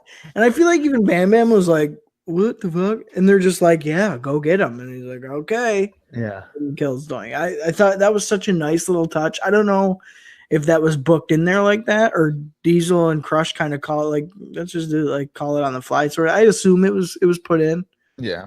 But such a cool little touch. Yeah, I mean, I don't know if I like it being so close to like Crush and Savage because they're obviously tying in angles here. Yeah. But I like that they were just like, dude, you hate this guy, take care of it. Yeah, well, like you says, it does kind of ruin the randomness of the Royal Rumble. Right. Exactly. But nice touch either way. Yeah. It's short-lived though, because Diesel and Crush try to eliminate Bigelow from behind, and still Crush hits Diesel with the right hand. Bigelow is getting double teamed for a few moments as we get to our 16th entrant, and it is Mabel from Men on a Mission. And I have it noted here that every man in the match at this point is like 300 plus pounds. Yeah, all big fucking guys. Yeah. The crowd. Oh, go ahead. Sorry. No, the crowd was whoop. There it is. The whole crowd. That's exactly what I have noted here. So Mabel is super over, just not a singles role, and he's not even a singles wrestler. He's in part of a tag team. Right. Diesel goes right after Mabel with some knee lifts, but Mabel is able to hit a big splash in the corner twice. Mabel splashes Crush in the corner, and the same for Bigelow. Diesel stops Mabel with an eye rake and a clothesline. We get our 17th entrant, and it's Sparky Plug, who is replacing 1-2-3 Kid, who, again, had blown his knee out at the Madison Square Garden show on January 17th. Plug is met with a savant kick by Crush. Bigelow splashes Mabel in the corner. Crush is nearly eliminated by everyone in the match, but he's able to slide through the bottom rope, and he tries to toss Bigelow out, but he can't do it. Go to our 18th entrant, and it is the real Intercontinental Champion, which is actually bogus Intercontinental Champion, Shawn Michaels. Michaels slides into the ring. He begs off from Diesel, who looks like he's ready to hit his partner. He's like, hey, man, we're not friends. We're going for it. Michaels is on the middle rope, and he's like trying to convince Diesel to shake hands or whatever. Diesel ends up shaking hands, and then Diesel ends up getting worked over by the group of guys here, and that ends up costing Diesel the friendship here that he has with Shawn, shaking his hands, because everyone eliminates Diesel. They all team up to get together and team up to toss out Big Daddy Cool, but not Shawn. Shawn just stood to the side, but he was not helping. his partner out at all. Well, actually, Bob, and you might have missed it. Or did he do like the last little minute push there? He was the last little push to get Diesel out. Okay, that's because all the guys are struggling. I'm sorry. I do have it noted here that as Michaels helped. Yes. So Shawn standing off to the side, and then I even think he gave it a shoulder shrug, like I'm Shawn Michaels, and like gave it the last little push to get Diesel out. Yeah, I do have. I didn't read my full sentence. Yeah, it was a nice touch. I almost wish Diesel would have just big booted Shawn off the top rope and had Shawn fall. Yeah. Like, no, fuck you. You're gone. You're going to be the first person to stab me in the back, so I'm kicking you off this top rope, and you're going to fall to the floor. Yeah. I think it was a nice touch, though, for Michaels to be able to convince his bodyguard, like, hey, man. Yeah. He still has that like, a little bit of, like, not like control, but there's like, you got to be loyal to me. Right. I do have it noted here. They gave Diesel a standing ovation, and they were chanting his name for several minutes. The whole crowd, and it was visual, like you could see from the announcer, Vince McMahon, made note of it. Yeah, people literally stood up out of their chairs, like, "Thank you, that was cool. We kind of like you." After that, yeah, so that might be something you want to keep an eye on here for the performance. Yeah. So Diesel being tossed out, he is the 13th elimination. We get our 19th entrant, which would be Mo from Mount Admission, and I'll tell you right now, he does not get a whoop. There it is the entire time. Not even close. Yeah. And Mo is another guy who I don't believe was advertised for the Royal Rumble. I think it was just Mabel the entire time. I think Mo was in there. Was he? Yeah, I think Mo was in there. Well, maybe that's just me wishing that he hadn't been. Mo slides into the ring and he goes after Crush with several strikes. And he's trying to toss Michaels over the top, but again, he can't quite get it done there. Mo strikes Crush several times. Mabel splashes Bigelow in the corner and leg drops Bam Bam. Michaels saved himself from being eliminated. We go to our 20th entrant, and it's Greg the Hammer Valentine. And you fart. You make a fart noise, but Valentine got a pretty good pop from the Providence, Rhode Island crowd. No, he did. He definitely did. Yeah, which was quite surprising to me. So I just want to touch back on Mo here. He just feels like such an odd man out. Oh, with everybody in the match, absolutely. Yeah, he's not a star. Like, this isn't a WWF star. No. Doesn't feel like that at all. And let me tell you, gold and purple are not his colors, because his outfit was not flattering in the least. He looked like about 10 pounds of shit in a 5-pound bag. So I was hoping his ass was getting thrown out real quick. And I was hoping Mabel was the one to do it. That's right. No friends, man. You got to do what you got to do. Right. And I think the crowd would have cheered for that. Like, yeah, sure. Fuck that guy. Yeah. We don't like Mo. Right. So Valentine, as soon as he gets in, he goes right after Mabel, the biggest guy in the goddamn match. He hits him with some elbow strikes. Valentine just not care. He's going for it. Bigelow and Mo work over Valentine until Bigelow turns on Mo. Plug and Mabel team up on Valentine for a moment as we get to our 21st entrant, which would be Tatanka. Tatanka chops Michaels several times in the corner, but Mabel holds on to Tatanka to help Michaels, which I was not expecting. Michaels hits Mabel on accident. Valentine chops Michaels and almost eliminates Shawn. Michaels lands on the apron and pummels Valentine with some strikes. We get our 22nd entrant, and it's the Great Kabuki. Yeah, and really quick here, Mabel was laying in some fucking chops. Like, he was lighting Greg Valentine up, and they were loud. Like, they were loud chops. So that was kind of cool to see him, like, taking it to a legend a little bit. I did like, too, we got a little bit of focus of Bam Bam in the corner. He's still in there. But I did note that this was kind of getting to the point where it felt like a little bit of a lull. Yes. Right? So Diesel's been eliminated, and we're sloping down a little bit. So I did want to note that at this point in the match. Yeah, the Diesel stuff was like the early match high point. Yeah. And it's very similar to the 93 one, like when Gonzalez comes out, like there was a significant lull. Yes. It seems like it's always like the midpoint, it seems like, in terms of eliminations, that it kind of gets to that point. Yeah. Kabuki rolls into the ring, and he like Valentine goes right after Mabel. Everyone other than Mo is trying to eliminate Mabel at this point. Michaels super kicks Mo, he's standing to the side. So Michael's like, fuck this, I'm just gonna super kick you. Which was just a funny visual. Mabel ends up getting tossed out by everyone. Yeah. So Mabel is the 14th elimination in this match. Mo tries to send Michaels over the top, but Valentine stops him with an elbow strike. We get our 23rd entrant, the Michael Jordan of the match. And by God, it's Lex fucking Luger. Recovered fantastically, by the way. Yeah, he looks like he's not injured at all. Luger oiled up, ready to go. He's got that baby oil. He's set, man. He had his coffee. He's good. Yeah. Luger storms the ring, and he, again, like we've just noted here, appears to be in pretty good health.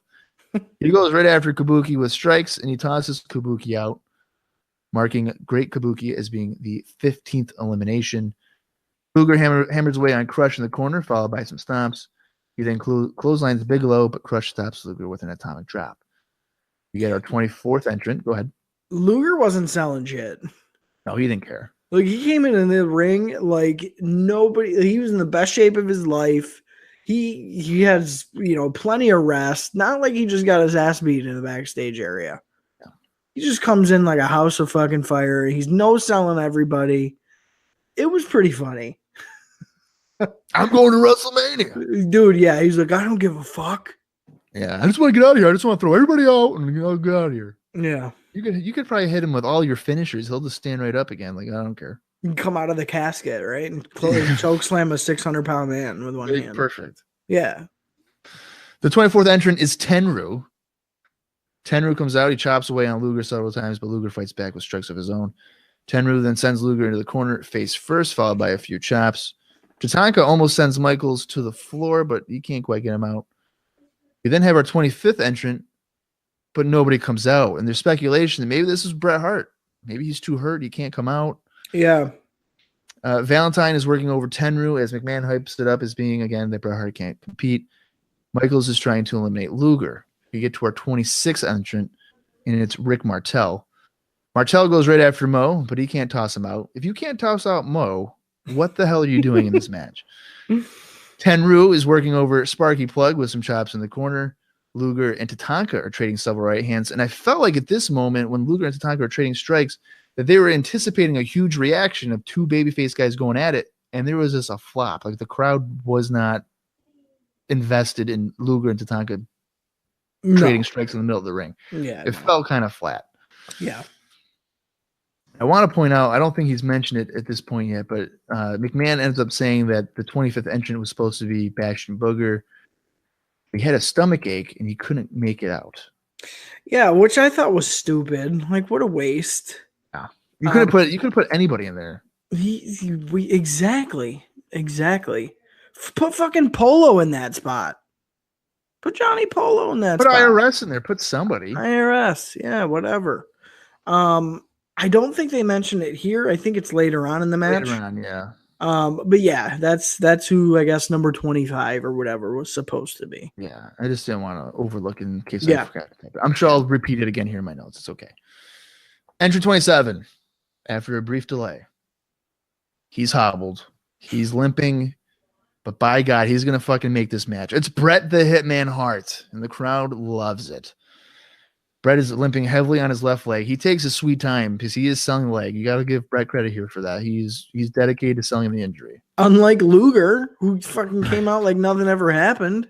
Yeah, Luger sold nothing. No, dude, nothing. Yeah. Not even a wrap to like ribs or wrap. Nothing. Crush goes after Hart, working over his left leg pretty quickly. So Crush knows what's up. He knows where he's got to go. He hammers away on Hart until Plug comes over, and he gets met with a headbutt. Michaels is almost getting tossed out by Martel, but since Martel can't throw out Mo, he's certainly not going to throw out Michaels, so there's probably nothing to worry about. Plug now tries, but he can't get Michaels out either. We go to our 28th entrant, and it is Fatu of the Head Shrinkers. And I was like, fuck yeah. Let's go, man. Yeah, Fatu had a good showing at the New York City one, at the Garden one. Yeah. Valentine is working over Tatanka while Fatu pummels Luger. Luger tries to send Crush to the floor, but Crush hangs on. But Crush eventually gets tossed out.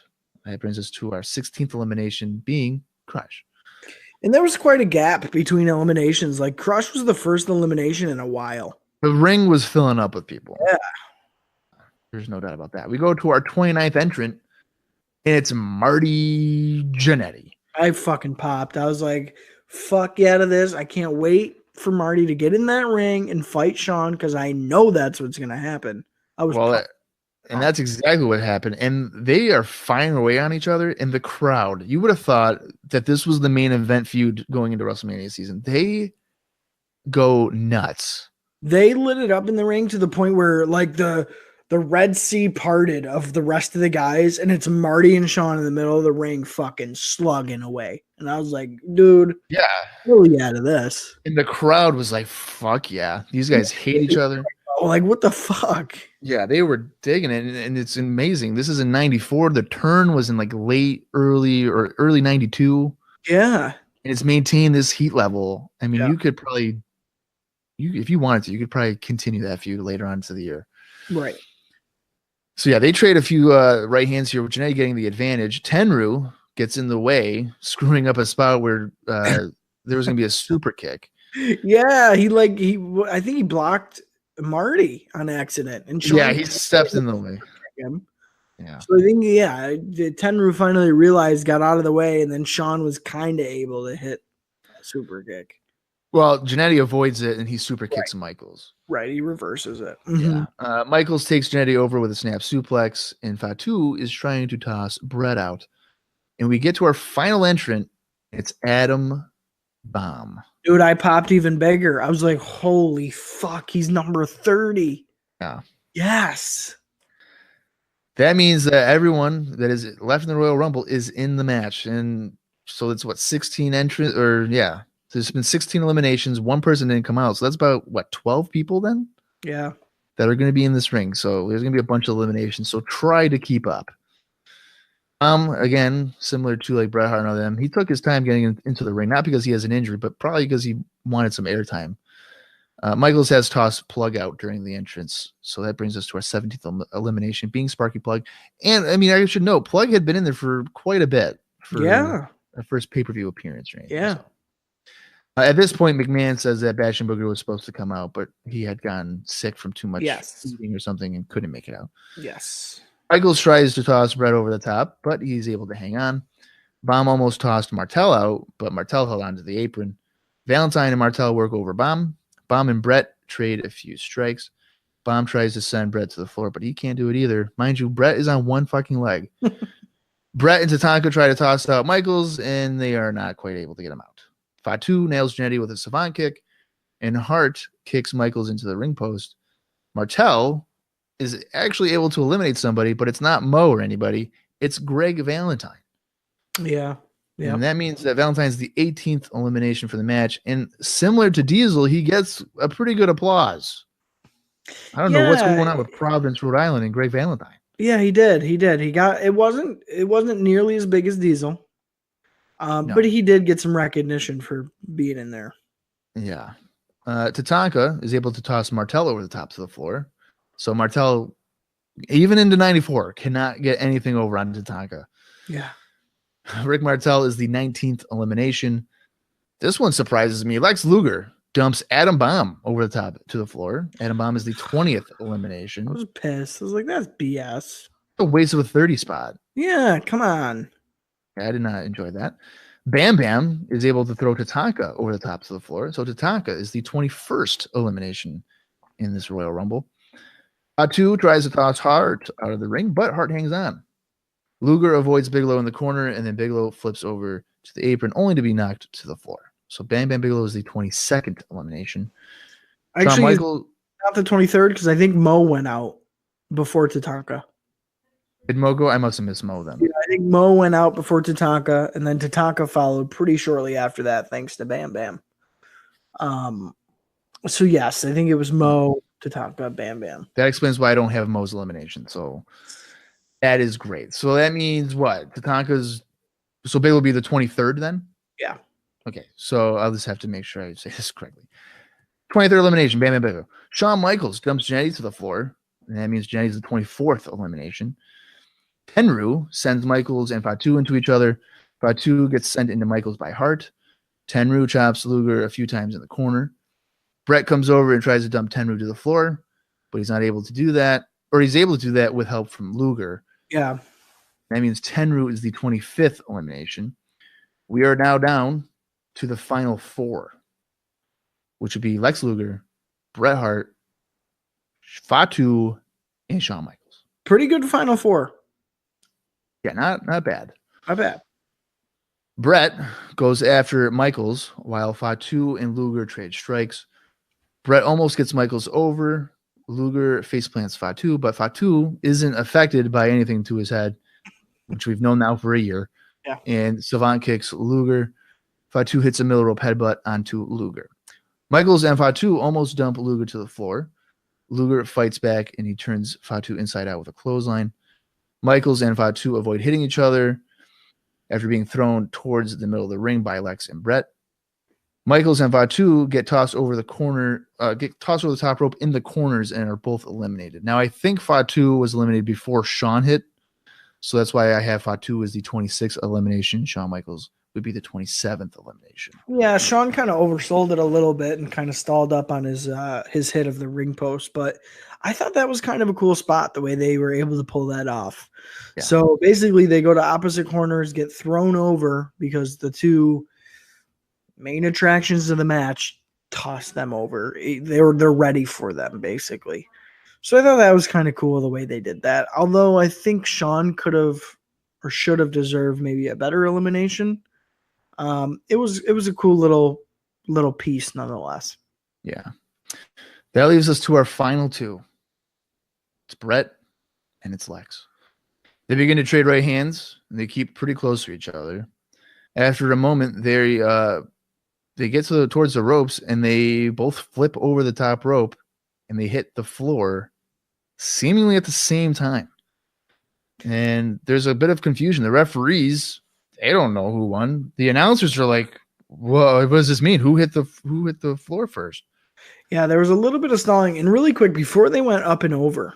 Yeah, they kind of looked to the crowd or whatever, and the crowd turned on Lex immediately. Like, there was no doubt that if it comes down to Bret and Lex, they're cheering Bret all the way. Because I think Lex was the first one to get his hand raised, quote unquote. Crowd fucking booed it. Yep. They booed it. So I thought that was very interesting. Even before they go up and over the ropes, the crowd kind of has their favorite, and it's pretty obvious. Right. So as you noted here, there's a couple of seconds here of like a delayed reaction of who won. Lex Luger's music hits, and he is declared the winner. And as you know, the fans are like, "No, I don't know if we really like this." They are noticeably booing Lex Luger as the announced winner. Yeah. The referee goes over to Fink and is telling him, no, that's not the result. So Luger's music stops. There's a second announcement, and it's that Bret Hart has won the 1994 Royal Rumble, and there is no boos. It is 100% cheers for Bret Hart winning the match. However, the referees cannot agree on who won the damn match. So what are we going to do? Who won the match? WWF President Jack Tunney makes his way out to make a decision on the match. Bret and Luger both believe they have won it. We finally see a replay, and it looks to be rather close. Conveniently, there's not a camera on the side in which they fell. Right. It's a point to note that. It's very important to note that. Right. Fink announces the winner of the Royal Rumble. He's about to. But then he's like, "Are you sure? Like, is this really what we want to do?" He asked Tunney to clarify it. I thought it was getting a little drawn out. Yeah, they were like filling some time here. Yeah. I have to say, though, I thought the appearance by Tunney was cool because, we barely ever see him in person. So that was a cool little touch that he had to personally come down to the ring and figure this out. Although his coat looked like it belonged to Andre the Giant because it was about 4 sizes too big for him. So I did note that, but it was cool to see nonetheless. But yeah, it felt kind of like they were really stalling here. Yeah. So Fink is prepared. He's ready to announce it. And he announces it originally as the winner, and then he corrects himself as winners of the 1994 Royal Rumble. And that's because Jack Tunney has deemed it as being a tie. Bret Hart and Lex Luger have co-won the 1994 Royal Rumble. Neither man is especially happy about it. But after a couple of seconds here, they shake hands before departing to go backstage. Luger just goes directly backstage, while Brett kind of sticks around and is seen signing autographs for a young fan in the front row. Yeah, and it's funny too because as soon as we get announced that it's co-winners, the crowd starts kind of booing again. Yeah. And you got to think, okay, Jack Tunney has the power. Why doesn't he just restart the Rumble with these two last guys and fucking finish it? You would think you would do that. Like, why would you just not do that? There's not going to be another double elimination. Restart it, have them go again, and whoever goes out loses. Yeah, I was thinking the same thing. I mean, you're gonna save yourself a headache if you just restart the final two. Hell, restart the whole match. That way Scott Steiner can win the fucking Royal Rumble and go on to WrestleMania 10. It's not that complicated. I thought this was easy booking, and they decided not to do it. You just call it sudden death. Have them. Yeah. There you go. Here we go. Who cares? Like, just have a winner. Yeah. I mean, the Royal Rumble I thought was pretty enjoyable. I would consider it better than 93. The Diesel little shine there for a few minutes there was incredibly effective. I mean, it might have been, I don't want to use this too lightly or too strongly, but it could have been star making for Diesel. Yeah, no, for sure. For sure. Yeah, he was kind of the standout of the match. I mean, between him, Marty and Sean fucking lit it up. There was a couple little moments weaved in and out, but yeah, it's pretty hard to argue that that was definitely a coming out party for Diesel. Yeah, I'm pretty probably the most disappointing one would have to be Adam Bomb. Yeah, Adam Bomb. Owen not lasting longer was super disappointment. Even Scott Steiner, even though he's a tag team guy or whatever, but again, he's gone quick. Yeah, there was definitely some kind of bummers, but I think overall the way it was put together, and even though it's supposed to be random, but with everything kind of having a hint of logic, was pretty nice to see compared to what we saw about fucking half hour ago. Yeah. So with that said, who do you think was the Iron Man in terms of who lasted the longest in the Royal 1994 Royal Rumble? Who do you think lasted the longest? I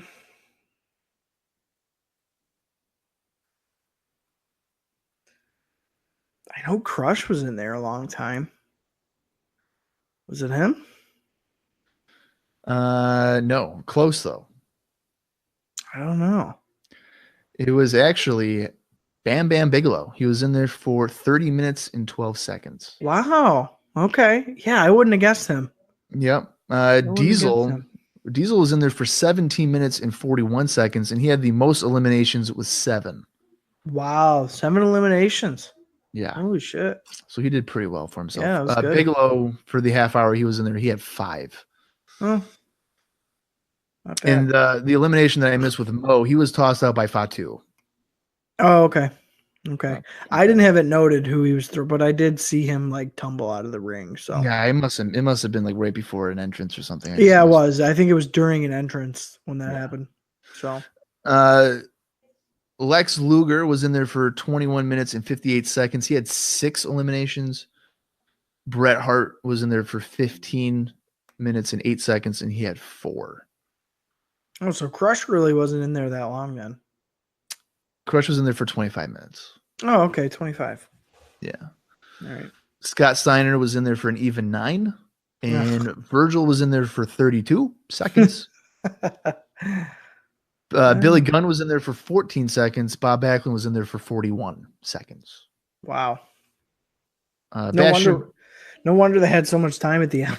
Right. Now, realistically, tomorrow night, or I keep on saying tomorrow, this was on a Saturday. So on Raw on Monday, it should be a triple threat match.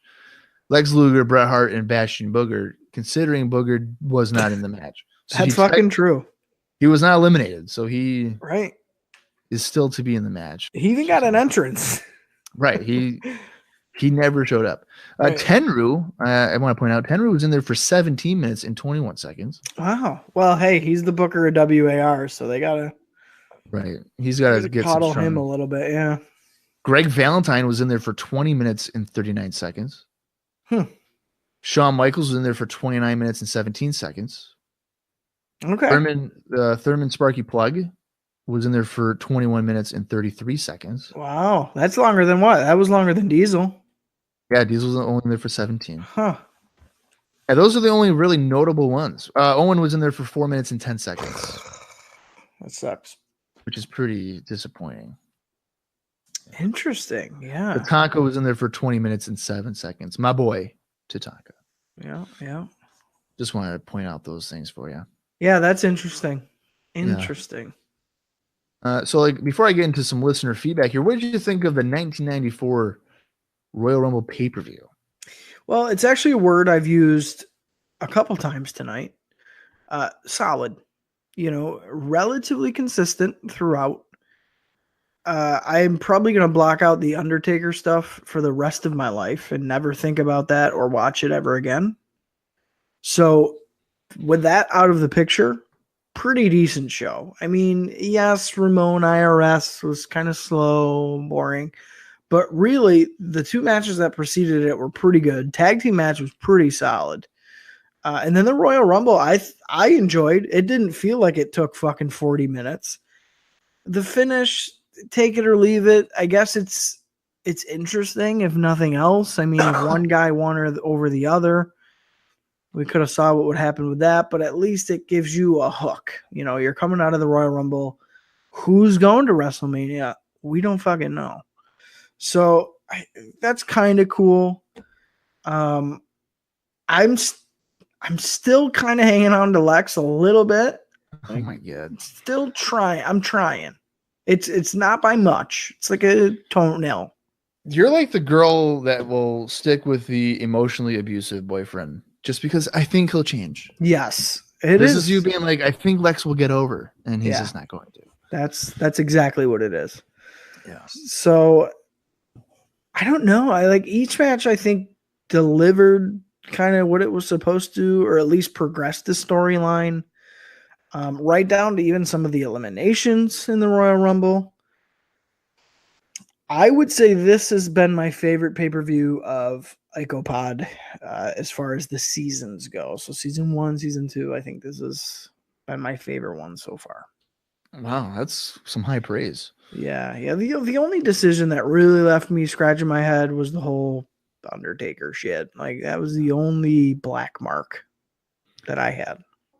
Yeah, I mean, I think I'm still gonna put SummerSlam '93 ahead of this, but this is probably number 2. I thoroughly enjoyed it. I didn't think this is one of the few pay-per-views I feel like I didn't waste nearly 3 hours of my life watching. Yes, I agree.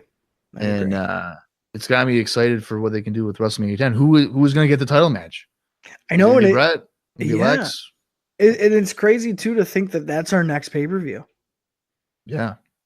Think of, because we know the march to WrestleMania is going to be plotting. There's going to be quite a gap. So there's going to be weeks in there where it's going to really be probably a struggle, because that's what happened last year. But the fact that WrestleMania 10's our next pay-per-view, like, that's pretty cool. Because I have a sweet spot for WrestleMania 10. WrestleMania 10 is one of my favorites. Yeah, so I'm really looking forward to that, especially kind of to see where the puzzle pieces exactly match up, because I know most of the matches on WrestleMania 10, but I've never watched the backstory. So it's going to be really kind of cool to see how that progresses, even from here, from the Royal Rumble on, because there's a lot of like blanks that I need filled in. So that's going to be cool to see that. Yeah, and I just want to point out, you remember what match is advertised for Raw on Monday? No, I don't. It's the Hart Brothers against the Head Shrinkers. Ooh. So will Brett and Owen team up on Raw? Interesting. What's going to happen with that? So that's something that we should just think about there for a minute. Yeah. But let's get into some listener feedback here. I only got a few. Walt Howard, one of my good buddies here. He said it was good. I even thought it was a good idea that both Brett and Lex won so they could study the fans' reaction. Mm-hmm.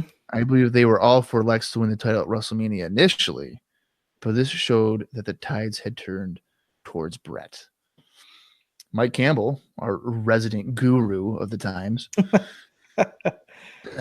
This is another like school bus thing. This is Mike's. Oh, okay. I'm looking forward to this now because I like those stories. I like it too. I Yeah. like it too. He says, hearing the results the next day on the school bus was a bit of a shock to me. It never crossed my 11-year-old mind that The Undertaker could lose a casket match. I was shocked to hear that Owen kicked Brett's leg out of his leg, and I hated that the Rumble ended in a tie. A couple months later, when the WWF magazine covered the event, I read how the tag titles match had ended. I came around a little bit to why Owen was upset. The Diesel performance wasn't really given much recognition at the time. Years later, I would read all this stuff about how it showed Vince that Nash can be a major player, which I think is accurate. That's a good point. But the magazine only gave him a couple of sentences to talk about all of his eliminations. And us casual fans still only saw him as Shawn's goon. That's an interesting point, too, because think about it, because we're watching this with 25 years of history in between. So it's kind of cool to see that even though he had such a strong showing, maybe people, despite the people in fucking Rhode Island, were like, well, he still doesn't mean shit kind of thing. Yeah. So that's an interesting point. I think it's a good point to make that I bet most people were upset with a draw for a finish. And Can you blame them?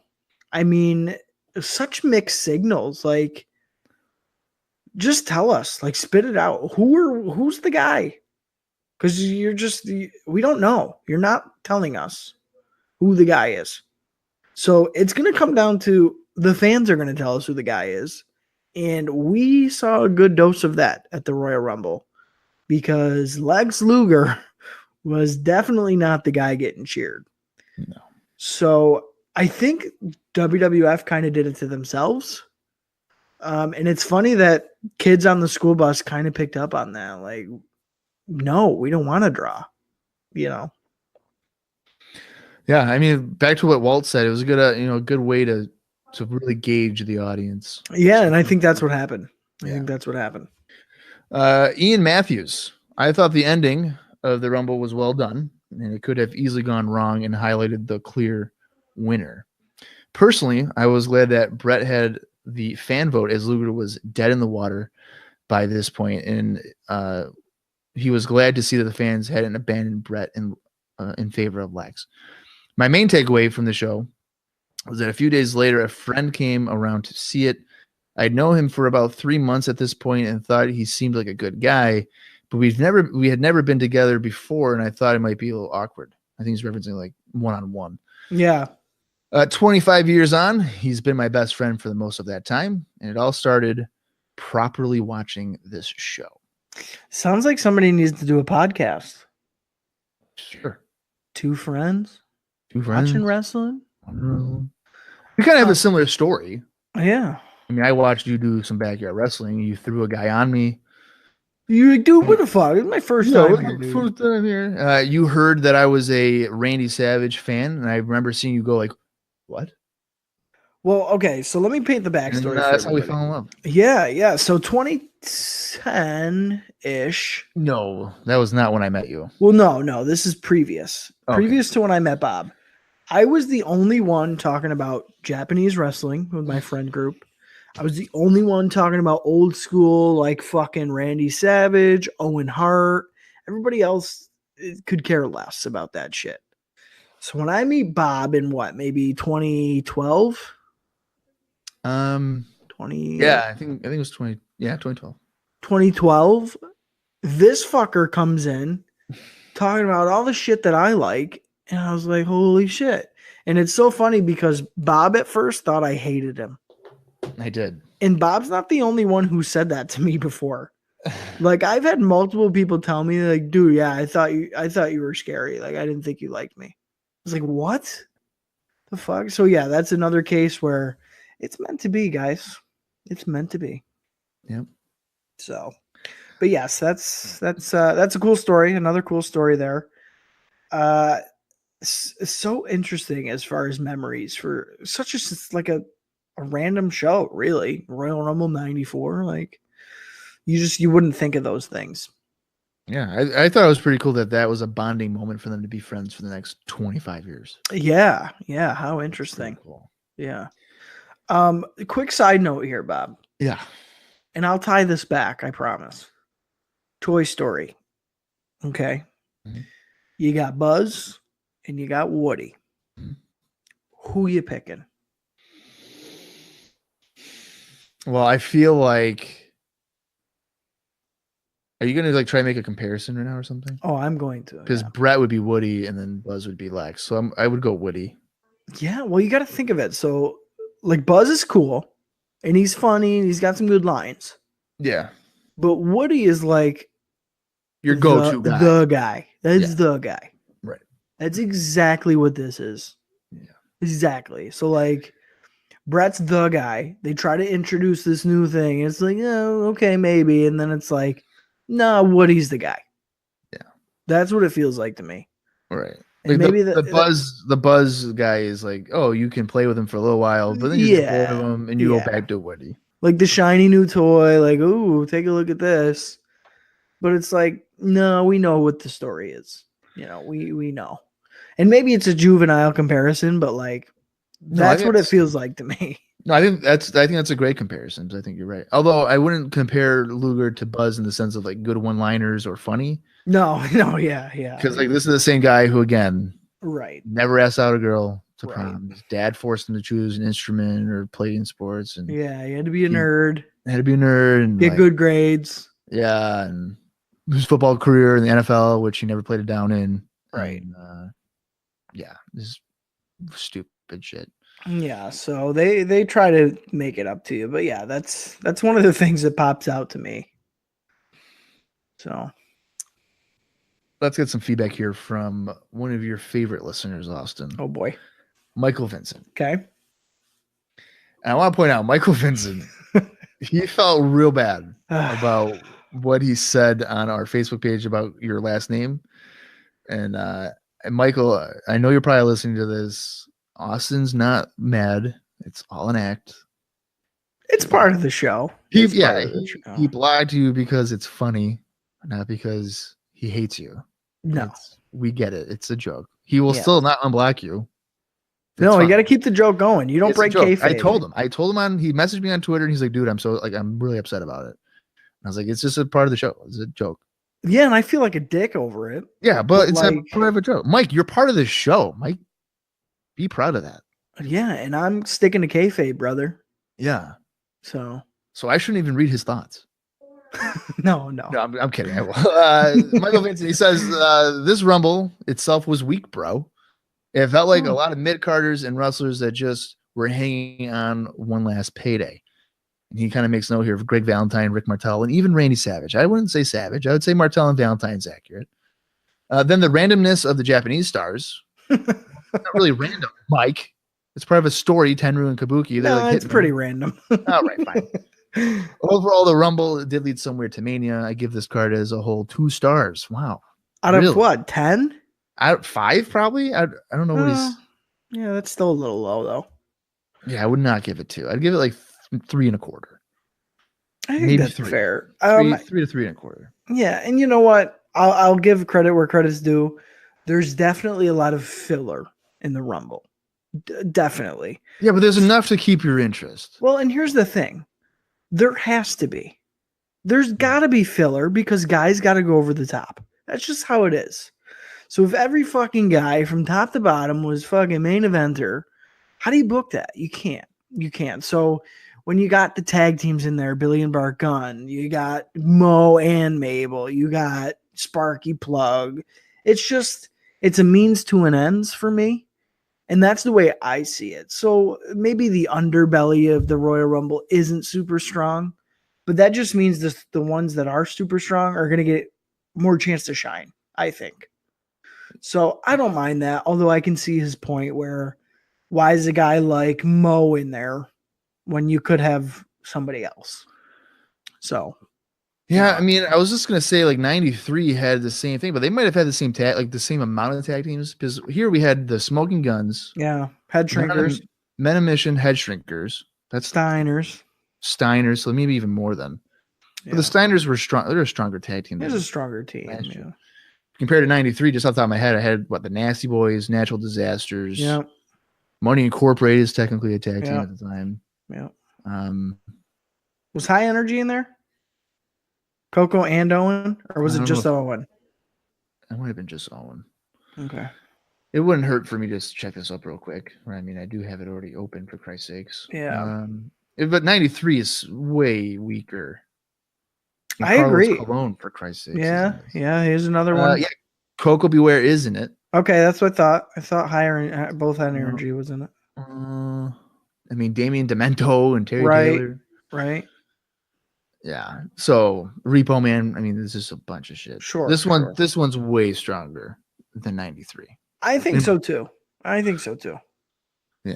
And he says, thanks guys for all the hours of fun listening to both of you. Thanks, Mike. He's such a suck up. He's got to put the screws to us in personal messages, but he puts us over at the end, and that's what counts. Well, yeah, and I think the guys at Wrestling 20 years ago are getting pretty jealous because Michael Vincent has been hyping me up big time. And Rory, if he's listening to this, hello, Rory from Wrestling 20 years ago. He keeps on putting me on all the shitty shows. You know how much of the crappy stuff I got to watch? I'm just kidding. Hey. I love that. Wrestling 20 years ago, if it's a podcast, you guys got to check it out. I'm on there pretty regularly. Austin's not on there because he's not cool enough. I wasn't invited. Yeah, you're not cool. So it's only for us journalists, and that's exactly what I am. Well, I gave that up.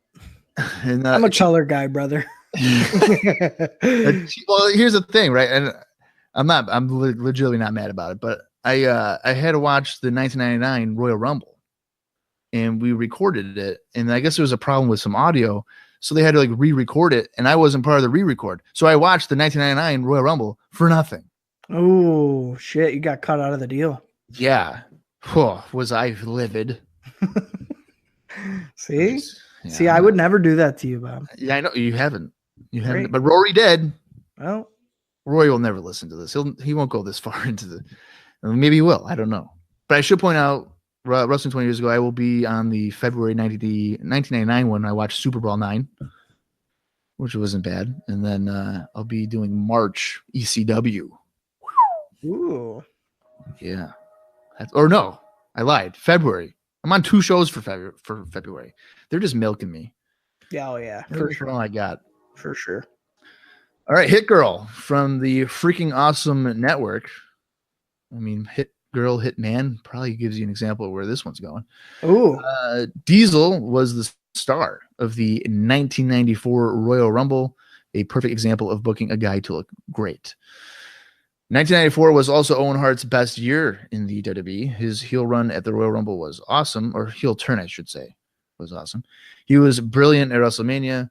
He's the greatest. I'm not going to continue on here because he's spoiling a lot of stuff. He or she. It's Hit Girl. Hit Girl, right. He or she. It's probably a girl. Maybe. I don't know. Needless to say, Hit Girl thinks Owen Hart is great in 1994. All right, Cabbage Boy from the same freaking awesome network. Whoa. We're just going to skip right over that? Yeah.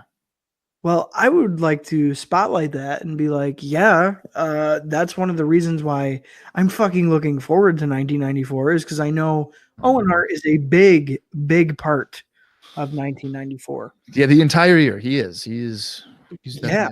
Yeah. So I'm definitely looking forward to that too. I'm glad somebody else is kind of picking up on that because I've been laying the groundwork, being like, yeah, I can't wait for 1994. Well, hey, that's a big reason why. So, yeah. I want to point out this will be the last episode of IcoPod. So Cabbage Boy from Freaking Awesome Network. You have no reaction to that? Me saying it's the last episode? Well, I thought you were building me up, telling me why. Because I don't want to cover Owen Hart for a year. Oh, fuck you then. You dick. Oh, okay. Cabbage Boy, Freaking Awesome Wrestling Network. Luger's post SummerSlam house shows against the likes of Ludwig Borga just bombed at the gate. Whereas I think Brett did some decent business with Lawler. Of course, one had an actual feud, and the other one was the tired American Hero versus Foreign Fiend nonsense that was dead on arrival by 1993. I'm pretty sure Brett won this Rumble, but the official verdict was a tie. See, now, I disagree because it looks like Brett hits the floor first. Yes. I'm pretty sure of it. Just the angle of it, it looks like his feet would have hit the ground before Luger did. It looks like Brett has the more momentum. Like he's going over quicker to where Luger kind of crumbles maybe a little bit on top of Brett. So I think I agree with you. Although I could see where, shitty camera angles, people would think, okay, maybe Brett was actually the winner. It's possible. I think we all would rather have Brett win. So we'll just pretend that Brett was able to hang on. So that's all we got for listener feedback this time around. Cool.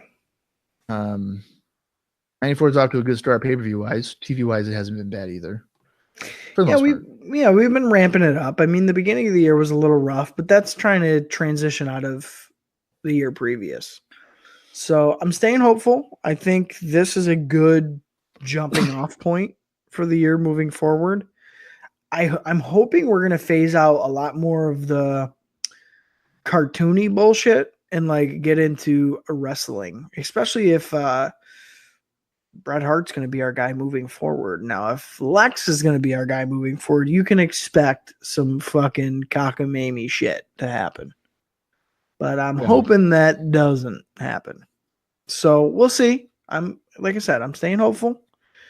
Again, I think this is my favorite pay-per-view we've watched so far for 93 or 94. So that gives me good hopes. I have fond memories of WrestleMania 10. I know SummerSlam 94 is pretty fucking good. King of the Ring, yeah, it's pretty decent again this year. King of the Ring's an underrated pay-per-view in general. Until we get to 95. Yeah. About that. Yeah. We'll cross that fucking bridge when we get to it. But yes, I'm in agreement with most of the stuff here. Looking forward to the future. Well, speaking of the future, let's call it a segue here. Kind of what is the idea for maybe what is coming up for content? It's February 21st right now, so you'll be listening to this on March 18th. I'm a time traveler. I also looked at the schedule here of when stuff will be released, so I'm not psychic. That means that this coming up Thursday. See how I'm doing that? I'm talking in present tense, even though it's future tense. Anyway, that means that on March 21st, which is this coming up Thursday, if it's the 18th and you're listening to this, another bonus episode will be released because every time there's a pay-per-view for the WWF, by God, we're going to do a live watch. We've been a little bit conflicted. Do we do the Smoky Mountain one? Do we wait to do Smoky Mountain later? Because I try to do the bonus episodes within the timeline, and I want to do a good Smoky Mountain wrestling show. I don't want to give you something shitty. Yeah. Because then you'll be like, I told you about this shit. I fucking will. Yeah, so that's why I think I'm going to hold off just a little longer. Just a little bit longer. Maybe around King of the Ring, SummerSlam, we'll do the Smoky Mountain. I think that might be my safe bet. Give me some time to do some research on what I need to have you look at. Okay. So that means that on the 21st of March, we will be going back to the boys down south.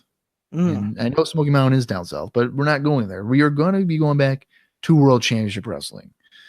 And their next pay-per-view, the last one we had watched was Beach Blast along with Dallas. And Dallas has not talked to me since. Dude, you didn't pay him. You didn't pay him for that appearance. He's pissed. Yeah. He also probably didn't want to watch Eric Watts in a singles match with Lord Steven Regal. That's not my fault. Yeah. I didn't look at the card before I did it. Right.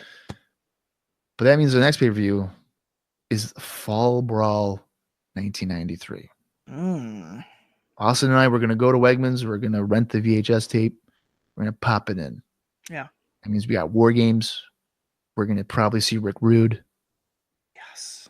Ric Flair. Maybe some Steamboat. Hollywood Blondes. Yes. Ariba. So that should be a rundown for that's the bonus there. And then for content back on the IcoPod series, we got a bunch of Raws. We got to go through we have what, I think 2 more for January we got to go through, and then we have all of February. And I'm sure this is another show that you have not seen. The March to WrestleMania 10 special. Ooh, no. So that is one that I have, and I will be able to send to you, and we'll be able to cover that one. Okay. If you'll remember last year, it was pretty memorable with some Yokozuna and Savage and Hogan talking about like toxic water with some mermaids and sharks keeping their mouths open with the tag titles or something. Yeah, if I'm remembering, if I'm recalling correctly, the March to WrestleMania show was better than the WrestleMania show. Yes. So because Sean was like, I'm gonna scalp Tatanka. It was a whole thing. Oh yeah. It was pretty intense, pretty uncomfortable in some aspects, but yeah, we'll be doing that for 1994 as well. There's a few actual special episodes for 1994 that we'll be able to cover. And then we got WrestleMania 10. We'll probably take a break after WrestleMania. Well, I don't know. We'll see how many we got lined up here. Because right now we're about 4 deep before we're caught up. So sure. But we ain't going nowhere, suckers. Brother. Yeah, we're sticking around. Share spread the wealth. I'm going to do this right now on the air. Have you looked at the iTunes page to see if anybody's left us a review? Ooh, let me check. Usually I do check. I want to say the other day when I looked, there was no fucking reviews still. So I'm going to look. Let's see. That means I got to start charging people to listen to it. I know. Let's see. We have a 5 out of 5 stars. No. Guess who the top rating is? Me. Mr. Mike Campbell says, you got to hear it. 5 out of 5 stars. Hey, and he says, this is a very fun show for those who remember watching the WWF during the new generation. Austin's dislike of Smoky Mountain and Bobby Eaton is troubling, but nobody is perfect except Bobby Eaton. That's a 5-star fucking review right there. Look at that. That's pretty fucking funny. You gotta love it. Yeah. Yeah, that's good stuff. Mike Campbell, shout out to you. I gave you some points there. Yeah. Pretty funny stuff. We got to get Mike Campbell on a fucking show. God damn it. Well, I mean, we could, and then we couldn't.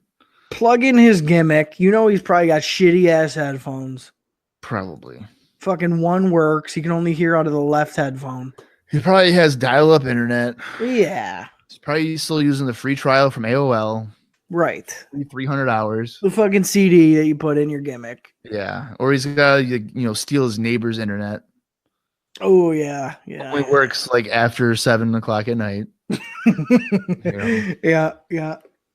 As soon as the sun comes up, you're fucked. You can't have it. Dude, you're done. You're done. It's not gonna work today. Yeah. That's what I used to do at my house because my dad refused to get internet. I could actually get my high school's internet. No fucking way. Swear to God. You could get Liverpool's internet from your house? Yeah. Wow. Yeah. That's pretty fucking impressive. But it was funny because I could get it in my dad's room, but I had to angle my computer facing the direction where the school was. And sometimes I'd have to elevate it and not move it. It was it was horrible. That's hilarious. The day I got Fios, I was like, oh my God, I can go anywhere. Never look back. Now I have to worry about it. Yeah. But, well, shout out to Mike Campbell for leaving us a review. I wish more people would go fucking do that. Just shows you the true blue, tried and true, Yeah. Fucking Mike Campbell, we can count on him. I want to point out, our first episode was actually released on February 12th. So we have been doing this for over a year. 60 some on episodes if you include the bonus episodes. The least you guys can do is go to fucking iTunes. Take the 2 minutes out of your day. Leave us a 5-star review. If you leave us anything other than 5, I will hunt you down. And don't think that I won't. And he'll put you in a double deep, double wide fucking casket. And by God, you will be terrified. Goddamn right. Absolutely. And if I have to, I will fake a physical attack like Jesse Smolders has done from Empire. I will be like, wow, Mick Price, I can't believe you smacked me in the face. I guess the only way I'll drop these charges is if you leave me a 5-star review. Ooh, yeah, a little blackmail. I like it. So if you're listening to this, just do it. Follow the. You're probably listening to this on iTunes. Yeah. Like, what are we doing? Yeah. Follow the great example that Mike Campbell has set for us. Yeah. I mean, I got to give him like $20 now. But, right. But besides that. Yeah. Ignore that. Right. Even though he fucking made fun of me in the comment. Yeah, he did agree. I think he messaged me and he agreed with you about something. Or no, somebody Smash TV from freaking Awesome Network there. He agreed with you about Yokozuna's like dream thing. He didn't like that. Fucking thank you. Yeah, well, I mean, no. God damn it. It's bullshit. And what isn't bullshit is that we're done with our first pay-per-view of the year. Yeah. Pretty crazy. Crazy. The crazy part, too, is that we've been doing this for over a full calendar year. And think of it, guys. We're not one of the ones that are getting fucking ad revenue. We're not. No. There's no money into this. This is strictly a hobby. Yep. And we've stayed pretty dedicated. Bob put some time in to fucking look up the house shows and go through Observer notes, and it's pretty cool. It's something I'm proud of. It's something that I enjoy doing. It's a nice little hobby to have, and hopefully you guys have enjoyed listening thus far. I mean, I'll be honest with you. I didn't think we'd get to 58 episodes. No, I didn't whatever either. We're at, or 60 plus. No, I didn't either. I figured we'd make it maybe halfway through 93 and be like, it was cool. Yeah. We got this far, But it's just fun to do this. It's fun to get compliments from people and kind of give us that motivation to keep on going. I mean, I know the podcast scene is incredibly saturated. Yes. So anybody that listens to us, I mean, I appreciate it that you stick with us for anywhere between an hour and a half to almost 4 hours if you have a bonus episode. But yeah, it's good to know that we got people that like to listen to us. Maybe one day we'll have millions and millions of listeners. Who knows? You never know. You guys are the first. You're the first. Right. We are pretty young, so we will outlive Conrad and Bruce. Yeah, fuck them. And all the MLW guys. Like they'll die off. Right. And then it's time for the real fucking shows to come through. That's right. And by then we'll be about fucking 5 seasons deep. That's right. And we'll be probably the same age as Conrad and them right now. And there'll be people that are our age in the future who will be like Bob and Austin. Yeah, they're on episode 3000. But at some point, they got to die. Yeah. But the joke's on you. I've been drinking my chocolate milk. Yeah, we've been counting our calories, bitches. We're living forever. Yeah, my fitness pal, bitches. We ain't going nowhere. I'm like Virgil. You can't keep me down for long. Whoop, there it is. Uh-huh. Fucking A. Keeping too long is going to be us if we continue our shenanigans here, Bob. Yeah. There's no doubt about it. You got anything else for our 1994 Royal Rumble episode? Or are we ready to go? Are we ready to get the fuck out of here? Smooches to all of our fans. Kiss my ass to all of our haters. It's 1994. We're here and we're marching to WrestleMania, baby. Well said. For Austin Skinner, I'm Bob Conley Jr., and this has been another exciting episode of IcoPod. You got to hear it.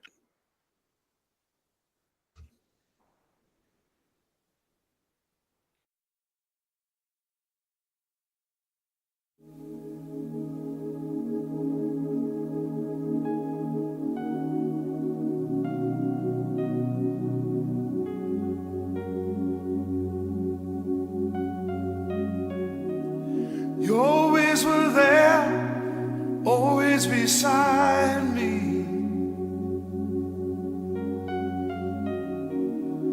holding my hand every step of the way.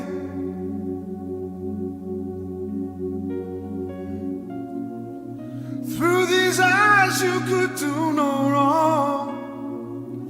In these eyes you were brave and strong. In my heart those days live on.